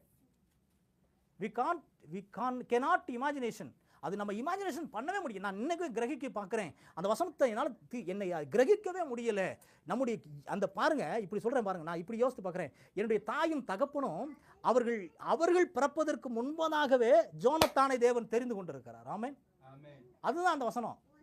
தாயின் கருவில உருவாகும் முன்னே பாருங்க, அது பாருங்க, என் எலும்புகள் ஒரு வசனம் இருக்கு, என் எலும்புகள் உருவாவதற்கு முன்பதே ஒரு பாட்டு இருக்கு. அந்த பாட்டு சரியான ஹிட் ஆயிடுச்சு. அப்ப எலும்புகள் உருவாகல இல்லையா, தசைகள் உருவாகல, நரம்புகள் உருவாகல, இரத்த நாளங்கள் உருவாகல, அதுக்கு முன்னாடியே தேவனுடைய கண்கள் உங்களையும் என்னையும் கண்டிருக்குமாயானால் நம்முடைய ஆண்டவர் எப்படிப்பட்டவர் பாருங்க. அப்போ ஆண்டவர் உங்களுக்கு தாயின் கருவில உருவாகும் முன்னாடியே தேவனுடைய திட்டத்துல உங்களை ஒரு வடிவம் அமைச்சிட்டார். எப்படி வடிவமைச்சிட்டாரு? சிவு பிரதர் இப்படி தான் இருக்கணும், அவர் வரணும், சர்ச்சுக்கு வரணும், இந்த தேசத்துக்கு கொண்டு வரணும், அவர் ஆண்டுடைய என்னுடைய நாம மகிமைக்காக ஒரு கீபோர்டு போடணும். இப்படிலாம் ஆண்டவர் ஒரு தீர்மானத்தை வைத்திருக்கிறது. ரீசன் என்ன? சும்மாலாம் ஆண்டவர் இங்கே கொண்டு வந்துட மாட்டார். உங்களையும் அன்னையும் நான் சொல்லேன், நான் இங்கே கோயில் தேசத்தில் வரணும், நாளை எங்கெங்கேயோ போக வேண்டிய ஆள், நான் கண்டிப்பாக இங்கே வர வேண்டிய ஆள் இல்லை, எங்கே வேறு எங்கே இருக்கக்கூடிய ஆள். ஆனால் எங்கேயோ இங்கே வந்து என்ன செஞ்சேன், இது தேவனுடைய தீர்மானம். தேவனுடைய தீர்மானம். இங்கே இருக்கிற ஒவ்வொருத்தரும் அப்படி தான். இங்கே இருக்கிற சத்தத்தை கேட்கிற ஒவ்வொருத்தரும் அப்படி தான். இந்த யூடியூப்பில் கேட்கிற சத்தத்தை கேட்கிற நீங்கள் சபைக்கு, எந்த சபைக்கு வேணாலும் போகலாம், நீங்கள் எல்லாருமே அப்படித்தான். ஆண்டவர் உங்களை அப்படித்தான். நீங்கள் எங்கேயோ பிறந்தோம், எங்கேயோ வளர்ந்தோம், எங்கேயோ இருந்தோம். என்ன யாருக்கு தெரியும்? ஆபிரகாம் யாருக்கு தெரியும்? சுபாஷ் பிரதர் யாருக்கு தெரியும்? சுமனை யாருக்கு தெரியும்? யாருக்கு தெரியும்? யாருக்கு தெரியுமா? நாங்கள் பார்த்துக்கிட்டோமா? இல்லை நம்ம பார்த்துக்கிட்டோமா? அவர் வர கோயத்துக்கு முன்னாடி எனக்கு வர பழக்கமா தெரியுமா? ஆனால் இல்லை, தேவனுடைய தீர்மானம், அவருடைய திட்டம் வைத்திருக்கிறார். இந்த தேசத்துக்கு என் பிள்ளை கொண்டு வருவேன், வா உடனே கொண்டு வருவேன், நீங்கள் பேசுவீங்க, நீங்கள் தேவனுடைய பிள்ளைகளாய், என்னுடைய பிள்ளைகளாய் ஐக்கியப்பட்டிருப்பீங்க. அல்லேலூயா. இந்த ஐக்கியம் தான் காத்திருக்குதல். இந்த ஐக்கியம் நம்ம எங்கெல்லாம் சேர்றோமோ எங்கெல்லாம் அங்கே ஒரு ஐக்கியம் வர வேணும், அங்கே ஒரு அரவணைப்பு வர வேணும். இங்கே ஐக்கியமாக இருந்தாலே பிரச்சனை. எங்கே 2 பேர் ஐக்கியப்பட்டா புரணி, அங்கே 2 பேர் ஐக்கியப்பட்டா அங்கே என்ன நடக்குது? சண்டை. இவ குடிமை அவ பொடி, அவ குடிமை இவ பொடி, இவன் டவுசர் அவன் கிளி, அவன் டவுசர் இவன் கிளி. ஏன்? ஐக்கியம் இருக்குமே ஆனால், ஆவியானவர் உங்களுக்குள்ள இருப்பாரானால், எனக்குள்ள இருப்பாரையானால், இந்த ஐக்கியமானது தேவனுடைய அபிஷேகத்தை இறங்கி வர பண்ணும். புரியுதா உங்களுக்கு? இந்த அபிஷேகத்தை நாம் பெற்றுக்கொள்ளணும். நம்முடைய கண்கள் பார்க்க வேணுமே ஆனால் நம்ம நமக்குள்ள என்ன வரும்? ஐக்கியம் வேணும். 2வது காத்திருக்குதல் வேணும். ஒரு இடத்துல கூடணும். நம்ம கூடவே மாட்டோம், கூப்பிட்டாவே வரமாட்டோமே. நம்ம கூப்பிட்டா என்ன செய்ய மாட்டோம்? பாஸ்டர் கூப்பிடுவார் வாங்கினாலும் நம்ம என்ன செய்ய மாட்டோம்? வரமாட்டோம். அன்னைக்கு தான் ஜோனத்தானுக்கு எங்கே இருக்கு? அன்னைக்கு தான் ஸ்பெஷல் டியூட்டி இருக்கும். அன்னைக்கு தான் டியூட்டியை போட்டுருக்க மாட்டான். எனக்கு அன்னைக்கு தான் என்ன செய்யணும், ஒரு டியூட்டி போட்டிருப்பான். வரமாட்டோம். ஏன்னா நமக்குள்ள என்ன இல்லை? ஐக்கியம் இல்லை.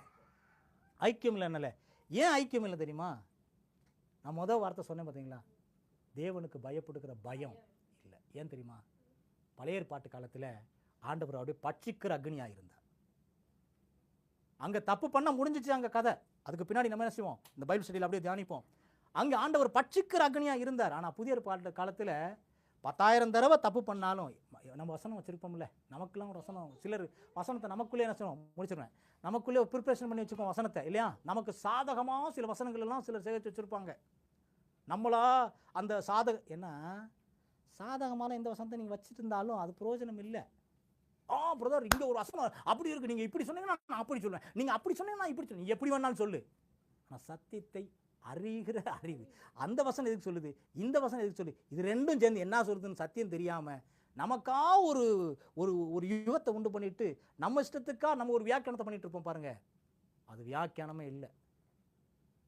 வியாக்கியானம், வேதத்தினுடைய வியாக்கியானம் எப்படி பண்ணணுன்ட்டு நான் ஞாயிற்றுக்கிழமை நான் சொன்னேன். சில ஆதாரங்களை நம்ம புரட்டணும். எல்லா வசனத்துக்கும் ஜோடி இருக்கிறது. எல்லா வசனம் ஒரு வசனமா இல்லை, எல்லா வசனத்துக்கும் இணையான வசனங்கள் இருக்கிறது. ஆண்டவர் ஆவியானவர் எல்லா உறுப்புகளையும் அங்கே ஏன் எழுதி வைத்திருக்கிறார்னா ஒன்றோடு ஒன்று தொடர்புடையதாக இருக்குது. இங்கே ஒரு வசனத்தை பார்த்துருங்க, இது கூட முரண்பாடான வசனம் உங்கள் இடத்துல இருக்கும், நீதிமொழியில் இருக்கும், சம்பந்தமே இருக்காது. நீங்கள் மல்கியா புத்தகத்தில் இருக்கும் ஒரு வசனம், அந்த வசனத்துக்கு இணையான ஒரு வசனம் யாத்திராம புத்தகத்தில் இருக்கும். நீ எங்கே தேடிட்டு இருப்பீங்க? இங்கே தான் போட்டிட்டு இருப்பீங்க, ஆனால் அங்கே இருக்காது. அது எங்கே இருக்குது? யாத்திராம புத்தகத்துக்குள்ள இருக்கு. அப்போ தேவனை அறிகிற அறிவு இருந்தால் நம்முடைய கண்கள் அவரை பார்க்கிறதா. அல்லேலூயா. அப்போ நமக்குள்ள என்ன இருக்கும்னா கீழ்ப்படிதல் இருக்கும். நம்ம இதோடு முடிக்கிறேன், நம்ம அழைக்கப்பட்டோம், தெரிந்து கொள்ளப்பட்டோம்.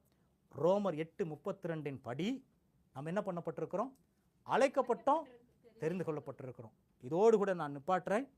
இன்னைக்கு கர்த்தர் எனக்கு ஒரு வேலை இதை தொடர்ந்து எடுக்கும்படியாய் ஆண்டவர் எனக்கு வாய்ப்பை கொடுத்தால் நிச்சயமாக இது எப்படியாச்சும் முடிக்கணும்னு ஆசைப்படுறேன். நிச்சயமாக எனக்கு கிடைக்கும் போதெல்லாம் இந்த வார்த்தையை, எனக்கு அப்படி வாய்ப்பு கிடைக்கும் போது இந்த வார்த்தையை கண்டிப்பாக நான் கம்ப்ளீட் பண்ணுவேன்னு நான் சொல்லியிருக்கிறேன். கண்டிப்பாக நான் கம்ப்ளீட் பண்ணுவேன்.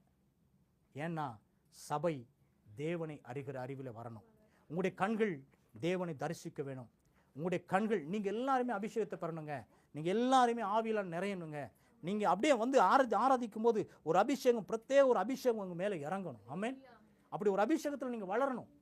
அதுக்கு உங்களுடைய கண்கள் என்ன பண்ணணும்? திறக்கப்படணும். நம்முடைய ஆவிக்குரிய கண்கள் சத்தியத்தில் திறக்கப்பட்டாதான். திறக்கப்படாமல் நீங்கள் சத்தியத்தில் அறிகிற அறிவு மேன்மை உங்களுக்கு என்ன செய்யாது? வரவே வராது. ஆகவே எல்லாரும் என்ன செய்யலாம்? எழுந்து நிற்கலாம், கண்களை மூடலாம். ஆண்டவர் ஒரு வேளை உங்களோடு கூட பேசியிருப்பாரே ஆனால், ஹல்லேலூயா, எல்லாரும் கண்களை மூடலாம். ஆண்டவரே உங்களுக்கு அறிகிற அறிவு, ஆண்டவரே எங்களை எதுக்காக அழைத்திருக்கிறீர்? எங்களை எதற்காக தெரிந்தெடுத்திருக்கிறீர் ஆண்டவரே. அதற்காக ஆண்டவரே ஸ்தோத்திரிக்கிறோம். ஆண்டவர் இந்த நாளில் ஆண்டவரே உங்களுடைய சத்தியத்தை நாங்கள் கேட்டிருக்கிறோம். ஆண்டவரே தரிசனத்தை பார்ப்பதற்கும் ஆண்டவரே சொப்பனங்களை நாங்கள் பார்ப்பதற்கும் ஆவியை பெற்றுக்கொள்வதற்கும் எங்களுக்குள்ள ஐக்கியமும் எங்களுக்குள்ள ஆண்டவரே ஸ்தோத்திரம் ஒற்றுமையும் எங்களுக்குள்ள ஆண்டவரே ஸ்தோத்திரம் ஒரு யூனிட்டியும் எங்களுக்கு வேணும். அதற்கு உமக்கு பயப்படுகிற பயம் எங்களுக்கு வேணும் ஆண்டவர். அதற்கு நாங்கள் ஆண்டவரே உமக்கு நாங்கள் ஆண்டவர் உங்கள் சமூகத்தில் எங்களை ஒப்பு கொடுத்து எங்களுடைய கண்ட்ரோலில் நாங்கள் போகாமல் உங்களுடைய கண்ட்ரோலில் நாங்கள் போவதற்கு எங்களுடைய ஆவி ஆத்துமா சரீரத்தை நாங்கள் ஒப்பு கொடுக்கிறோம். நான் உங்களுடைய கரத்தை பிடிச்சல, நீங்க ஏன் கரத்தை பிடிச்சு நீங்க நடத்தீங்கன்னா ஆண்டவரே அந்த வாக்கு தத்துவம் யோவேல் 2:28 ஆண்டவரே என்னுடைய கண்கள் ஆண்டவரை உம்மை தரிசிக்கிறதாய், ஆண்டவரே என்னுடைய கண்கள் ஆண்டவரே சொப்பனங்களை பார்க்கிறதாய், மூப்பர் வாலிபர் யாவரும் ஆண்டவரே கடைசி நாட்களில் விசன்கள் அந்த தீர்க்க தரிசனங்களையும் சொப்பனங்களையும் பார்க்கும்படிக்கு ஆவியானவர் எங்களோடு கூட ஆண்டவரை இறங்கி இடைபடுவீர் என்பதில் எந்த சந்தேகமும் இல்லை. ஆண்டவரே எங்களை நாங்கள் ஒப்பு கொடுக்கிறோம்ப்பா. எங்களுடைய ஆவி ஆத்துமா சரீரத்தை உங்களுடைய சமூகத்தில் ஒப்பு கொடுக்கிறோம் என்று சொல்லுகிறவர்கள். ஹல்லேலூயா. எல்லாரும் கண்களை மூடி கொஞ்ச நேரம் ஆண்டவரே உம்மை நோக்கி பார்க்கிறோம். ஆண்டவரே என்னுடைய ஆவி ஆத்துமா சரீரத்தை ஒப்பு கொடுக்கிறோம். ஆண்டவரே வருகிற நாட்களை தொடர்ந்து ஆண்டவரே உங்களுடைய சித்தமுக்கு ஆண்டவரே கிருபை இருக்குமையா தியானிக்க எங்களுக்கு கிருபை செய்வீராக. ஹல்லேலூயா ஹல்லேலூயா. எல்லாரும் கண்களை மூடலாமா? ஆண்டவரே நோக்கி பார்ப்போமா? ஆண்டவரே எனக்கு நம்மை நாமே ஆராய்ந்து பார்ப்போம். தேவனை அறிகிற அறிவு, தேவனை அறிகிற மேன்மை அந்த நமக்கு இருக்குமா? நமக்கு இருக்கா? நம்மை நாமே ஆராய்ந்து பார்ப்போம். கீழ்ப்படிதல் இருக்கா? நம்ம நீதிமானாய் மாற்றப்பட்டு இருக்கிறோமா? நமக்குள்ள பரிசுத்த ஆவியானவர் ஆலயமாய் இருந்து நமக்குள்ளே தங்கி இருக்கிறாரா? தங்கி இருந்தும் ஏன் நம்ம அபிஷேகத்தை பெறாமல் இருக்கிறோம்? தங்கி இருந்தும் ஏன் இன்றைக்கு நம்ம தரிசனங்களை பார்க்காம இருக்கிறோம்? தங்கி இருந்தும் நம்ம ஏன் நம்முடைய வாழ்க்கையில ஒரு உயர்வான நிலைமைக்கு போகாமல் இருக்கிறோம்? ஆண்டவர் வேதத்தில் ஒவ்வொருத்தர் மேல தேவன் தரிசனத்தை வைத்திருந்தார். யாக்கோபு மேல தேவன் தரிசனத்தை வைத்திருந்தார். அவன் அவனுடைய எல்லைகளை பெரிவாக்க வேண்டும். ஆகவே தான் இன்றைக்கு வரைக்கும் அவர் யாக்கோபு தேவன் என்று அழைக்கப்படுகிறார். ஆகவே அந்த ஒரு தேவனுடைய திட்டம் யாக்கோபு மூலமாய் நிறைவேறுவதற்கு அவர் தேவனுடைய ரகசியத்தையும் தேவனுடைய தரிசனத்தையும் கொண்டு யாக்கோபை வழிநடத்துவதற்கு அவர் உண்மையுள்ளவராக இருப்பாரே. ஆனால் இந்த நாளில உங்களையும் என்னையும் நடத்துவதற்கு அவர் உண்மையுள்ளவராகவே இருக்கிறார். ஹல்லேலூயா ஹல்லேலூயா ஹல்லேலூயா ஹல்லேலூயா. ஒப்பு கொடுப்போமா? வாய்களை திறந்து சொல்லுவோமா? ஆண்டவர் எங்களுக்குள்ள ஆண்டவரே ஸ்தோத்திரம் அந்த காத்திருப்புதல் இருக்கட்டும், எங்களுக்குள்ள ஒரு ஐக்கியம் இருக்கட்டும், எங்களுக்குள்ள ஒரு கீழ்ப்படிதல் இருக்கட்டும். நான் ஒருவேளை நீதிமானா இல்லாமல் இருப்பேனா? என்னை நீதிமானா ஆக்கிடுங்க. என்னுடைய குற்றங்கள் குறைகளை கர்த்தர் கிருபையா ஆண்டவரை மன்னிச்சிடுங்க. எங்க மேல் இரக்கம் பாராட்டுங்க ஆண்டவரை. எங்களுடைய இஷ்டப்படிக்கு ஓடாம ஆண்டவரை ஸ்தோத்திரம் உம்முடைய இஷ்டப்படிக்கு ஆண்டவரை உம்முடைய விருப்பத்திற்கு உம்முடைய திட்டத்திற்கு உம்முடைய தரிசனத்திற்கு எங்களை ஓடும்படியாக ஒப்பு கொடுக்கிறோம். ஹல்லேலூயா ஹல்லேலூயா ஹல்லேலூயா. நன்றியோடு ஸ்தோத்திரிக்கிறோம் ஸ்தோத்திரிக்கிறோம் ஸ்தோத்திரிக்கிறோம். ஹல்லேலூயா ஹல்லேலூயா ஹல்லேலூயா. உம்மை நன்றியோடு நாங்கள் உம்மை துதிக்கிறோம் துதிக்கிறோம் துதிக்கிறோம் துதிக்கிறோம் துதிக்கிறோம். ஹல்லேலூயா ஹல்லேலூயா ஹல்லேலூயா. உம்மை நன்றியோடு ஸ்தோத்திரிக்கிறோம் ஆண்டவரே ஸ்தோத்திரிக்கிறோம் ஆண்டவரே. ஹல்லேலூயா ஹல்லேலூயா ஹல்லேலூயா. வாய்களை திறந்து எல்லாரும் ஸ்தோத்திரிப்போமா? கொஞ்ச நேரம் வாய்களை திறந்து ஹல்லேலூயா. கர்த்தாவே உமக்கு ஸ்தோத்திரம் ஸ்தோத்திரம் ஸ்தோத்திரம் ஸ்தோத்திரம் ஸ்தோத்திரம் ஸ்தோத்திரம். வாய்களை திறந்து சொல்லுவோமா? ஹல்லேலூயா. கர்த்தாவே உமக்கு ஸ்தோத்திரம். ராஜாதி ராஜாவே உமக்கு ஸ்தோத்திரம் ஸ்தோத்திரம் ஸ்தோத்திரம் ஸ்தோத்திரம் ஸ்தோத்திரம் ஸ்தோத்திரம் ஸ்தோத்திரம் ஸ்தோத்திரம். ஹல்லேலூயா ஹல்லேலூயா. நன்றியோடு நாங்கள் உம்மை துதிக்கிறோம் துதிக்கிறோம் துதிக்கிறோம் துதிக்கிறோம் துதிக்கிறோம் துதிக்கிறோம். ஹல்லேலூயா ஹல்லேலூயா ஹல்லேலூயா ஹல்லேலூயா. நன்றியோடு உம்மை ஸ்தோத்திரிக்கிறோம் ஸ்தோத்திரிக்கிறோம் ஸ்தோத்திரிக்கிறோம் ஸ்தோத்திரிக்கிறோம் ஸ்தோத்திரிக்கிறோம் ஸ்தோத்திரிக்கிறோம் ஸ்தோத்திரிக்கிறோம். ஹல்லேலூயா ஹல்லேலூயா ஹல்லேலூயா ஹல்லேலூயா. ஸ்தோத்திரம் ஆண்டவரே ஸ்தோத்திரம் ஸ்தோத்திரம் ஸ்தோத்திரம். கூடுமே எல்லாம் கூடுமே உம்மால எல்லாம் கூடும், கூடாதது ஒன்றுமில்ல உம்மால் கூடாதது ஒன்றுமில்ல. கூடுமே எல்லாம் கூடுமே உம்மால எல்லாம் கூடும், கூடாதது ஒன்றுமில்ல உம்மால் கூடாதது ஒன்றுமில்ல. கடல் மீது நடந்தீரையா கடும் புயல் அகற்றினீரே, கடல் மீது நடந்தீரையா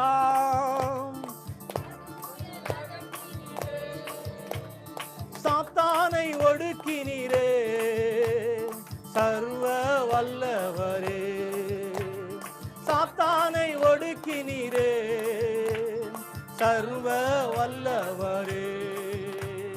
கூடுமே எல்லாம் கூடுமே உம்மால எல்லாம் கூடும், கூடாதது ஒன்றுமில்ல உம்மால் கூடாதது ஒன்றும் இல்ல.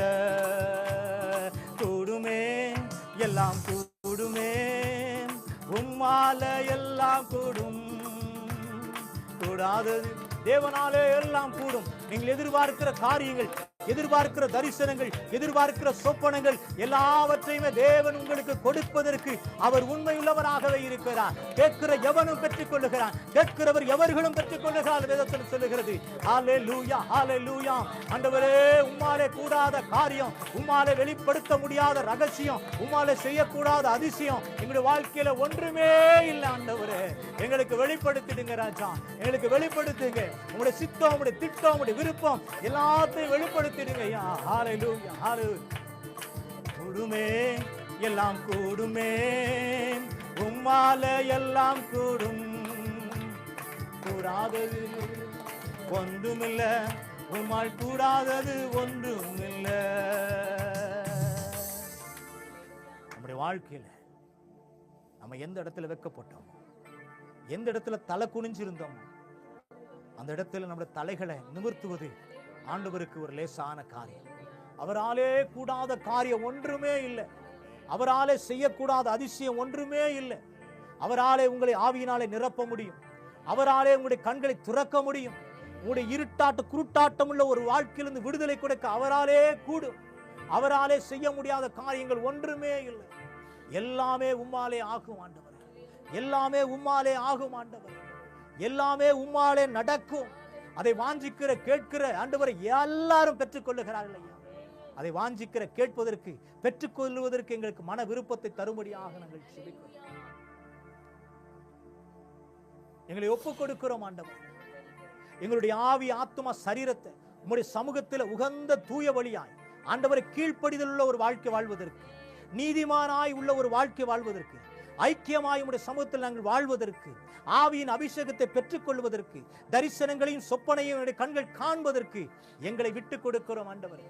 எங்களுடைய சுய சித்தத்தினாலே ஓடுவதற்கு அல்ல, எங்கள் சுய விருப்பத்தினாலே ஓடுவதற்கு அல்ல. ஆபகு ஆண்டவர் 2ஆம் அதிகாரம் ஆண்டவர் 3ஆம் வசனத்தின் படி கர்த்தாவே ஸ்தோத்திரம், தரிசனம் எங்கள் மேலே வைக்கப்பட்டிருக்கிறது. எங்களை குறித்த தரிசனம் ஆண்டவர், எங்கள் எதிர்காலத்தை குறித்த தரிசனம் எங்களுக்காக வைக்கப்பட்டிருக்கிறது. அது நிச்சயம் எங்களுடைய வாழ்க்கையில் ஒரு நாள் நிறைவேறும் ஆண்டவரே. தாமதமாய் இருக்கு ஆண்டவரே, அது நிச்சயமாய் ஒரு நாள் நிறைவேறும். அது பொய் சொல்லாது. யாக்கோபினுடைய வாழ்க்கையில நிறைவேற்றினீர் ஆண்டவரே. ஆண்டவரே, மோசேயுடைய வாழ்க்கையில் அது நிறைவேற்றினீர்.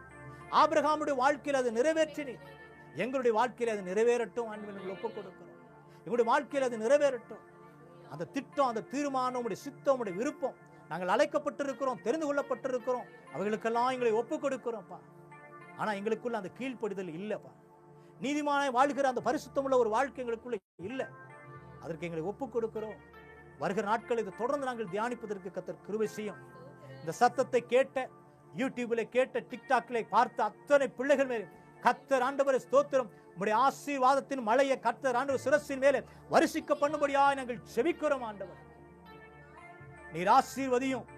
உம்முடைய பிள்ளைகளுடைய ஆண்டவரே வாழ்க்கையுடைய எதிர்காலங்களை குறுகினதாய் அல்ல ஆண்டவரே, யாவேசுடைய வாழ்க்கையுடைய எல்லைகளை பெரிதாக்கினது போல ஆண்டவர் பிள்ளைகளுடைய வாழ்க்கையுடைய ஆண்டவர் எதிர்காலங்களுடைய வாழ்க்கையை ஆண்டவரை விரிவாக்கும்படி நான் செபிக்கிறேன்.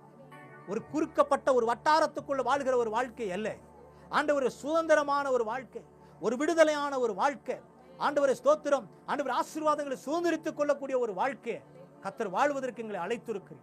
எங்களை வாழ்வதற்கு ஆண்டவரை ஸ்தோத்திரம் எங்களை தெரிந்தெடுத்திருக்கிறேன். அப்பேற்பட்ட தரிசனங்களை மேல் வைத்திருக்கிறேன். அடிமையாய் அல்ல, சுயமாய் நாங்கள் தீர்மானம் எடுப்பதற்கும், சுயமாய் ஓடுவதற்கும், சுயமாய் உம்முடைய சமூகத்தில் நாங்கள் வாழ்வதற்கும், சுயமாய் உம்முடைய சமூகத்தில் நாங்கள் விடுதலையோடு கூட ஆண்டவரை ஆராதிப்பதற்கும் கர்த்தர் எங்களுக்கு ஆண்டவரை அறிகிற அறிவின் மேன்மைக்காக எங்களை அழைத்திருக்கிறேன்.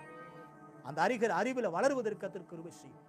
ஆண்டவரை கேட்ட வார்த்தையை நாங்கள் வெறுமையா இல்லப்பா, இந்த காதில் கேட்டு அந்த காதில் விட்டு விடாதபடிக்கு ஆண்டவரை தொடர்ந்து நாங்கள் வாழ்க்கையில் பின்பற்ற கர்த்தர் உதவி செய்யும். வந்த ஒவ்வொருத்தரையும் கர்த்தர் ஆண்டவர் திடப்படுத்தி ஆண்டவரை ஸ்தோத்திரம் அவர்களை ஆற்றி தேற்றி அரவணைத்து ஆண்டவரே ஸ்தோத்திரம் இந்த வாரம் முழுவதுமாய் கர்த்தர் உம்முடைய அபிஷேகத்தினால் நிறைத்து ஆண்டவரே உம்முடைய தட்டங்களையும் தீர்மானங்களையும் தரிசனங்களையும் சொப்பனங்களையும் பார்க்கத்தக்கதாய் அவருடைய கண்களை திறந்திருந்து இந்த வாரம் முழுவதுமாய் நடத்தும்படியா நான் செபிக்கிறேன். கர்த்தர் நீர் ஆசீர்வதியும், நீர் பொறுப்பெடுத்துக் கொள்ளும். பிதாவாகி தேவனுக்கு ஆண்டவரை மகிமைகளை செலுத்துகிறோம். நீர் மகிமைப்பட்டதற்காய் ஸ்தோத்திரிக்கிறோம். பரிசுத்த ஆவியானவர் எங்கள் ஆண்டவர் எங்களோடு கூட இடைப்பட்டதற்காய் ஆண்டவர் பரிசுத்த ஆவியானவருடைய நாமத்தை நாங்கள் உயர்த்துகிறோம். பிதாவாகி ஆண்டவர் ஸ்தோத்திரம், குமாரனாய் இயேசு கிறிஸ்து எங்கள் மத்தியிலே வந்து ஆண்டவர் ஸ்தோத்திரங்களை திடப்படுத்தினதற்காய், ஆண்டவர் எங்களை ஆற்றி தேற்றினதற்காய் உமக்கு நன்றிகளை செலுத்துகிறோம். திரியேக தேவனுக்கு எங்களை துதியும் கனத்தையும் மகிமையும் நாங்கள் செலுத்துகிறோம். கர்த்தாவே, நீர் பெருகவும் நாங்கள் சிறுகவும் பண்ணும். உடைய நாமத்தை எங்களை யாவரையும் ஒப்புக் கொடுத்து தாழ்த்தி செபிக்கிறோம். வருகிற நாட்களில் கர்த்தர் தடைப்பட்ட எல்லா பிள்ளைகளும் கர்த்தர் கூட்டி சேர்ப்பீராக. கர்த்தர் ஆண்டவர் ஸ்தோத்திரம் சமூகத்தில் ஒப்புக் கொடுக்கிறோம். பலவீனங்களை மாற்றும், சுகவீனங்களை கர்த்தர் மாற்றும். இந்த நாளில கர்த்தர் ஆண்டவர் ஸ்தோத்திரம், யாரெல்லாம் வியாதியோடு பலவீனமாக இருக்கிற எல்லா பலவீனங்களை கர்த்தர் மாற்றும்படியாக நாங்கள் செபிக்கிறோம். கர்த்தர் ஆண்டவரே ஸ்தோத்திரிக்கிறோம். அது மாத்திரமல்ல, இந்த நாளில ஆண்டவர் ஸ்தோத்திரம், சபையார் எல்லாரும் செபித்த ஜெபத்தின்படி ஜூலி சிஸ்டருடைய அம்மாவுக்கு கர்த்தர் ஆண்டவரே ஜெபத்தை கர்த்தர் கேட்டு அந்த ஆபரேஷன் காரியங்கள் எல்லாவற்றையும் கர்த்தர் ஜெயமாய் கர்த்தர் முடித்து கொடுத்ததற்காய் ஸ்தோத்திரிக்கிறேன். வருகிற நாட்கள் எங்களுடைய போதகர்கள் மத்தியிலே கர்த்தர் ஆண்டவர் வந்து நிற்க கர்த்தர் பண்ண போறதற்காய் ஸ்தோத்திரம். உடைய பிரயாணங்களை கர்த்தர் ஆசீர்வதிக்க போவதற்காய் ஸ்தோத்திரிக்கிற கர்த்தாவே. வருகிற வாரத்தில் கர்த்தர் ராபோஜனம் இருக்கிறது. அதுக்கு ஆண்டவர் பயபக்தியோடு கூட ஆண்டவர் அந்த பந்தியிலே ஆண்டவரே பயத்தோடு கூட நடுக்கத்தோடு கை நனைக்க கர்த்தர் கிருபை செய்ய முடியாது நாங்கள் செபிக்கிறோம். ஒருவரும் தடைபட்டு போகாதபடி எல்லாரையும் கர்த்தர் கூட்டி சேர்க்கும்படியாய் செபிக்கிறோம். அந்த நாளில் டியூட்டி காரியங்கள் எல்லாவற்றையும் சாதகமாக்கி தரும்படியாக நாங்கள் செபிக்கிறோம். கர்த்தர் இந்த கரங்களிலே வல்ல கரங்களை எங்கள் அர்ப்பணிக்கிறோம், தாழ்த்துக்கிறோம், பொறுப்படுத்திக் கொள்ள நடத்தும். மீட்பு ரட்சகருமாகிய இயேசுவின் நாமத்தில் ஜெபங்கேளும் எங்கள் ஜீவனில் நல்ல பிதாவே. என் ஆத்துமாவே கர்த்தரை ஸ்தோத்திரி, என் முழுவதுமே பரிசுத்த நாமத்தை ஸ்தோத்திரி. என் ஆத்துமாவே கர்த்தரை ஸ்தோத்திரி, கர்த்தர் செய்த சகல உபகாரங்களும்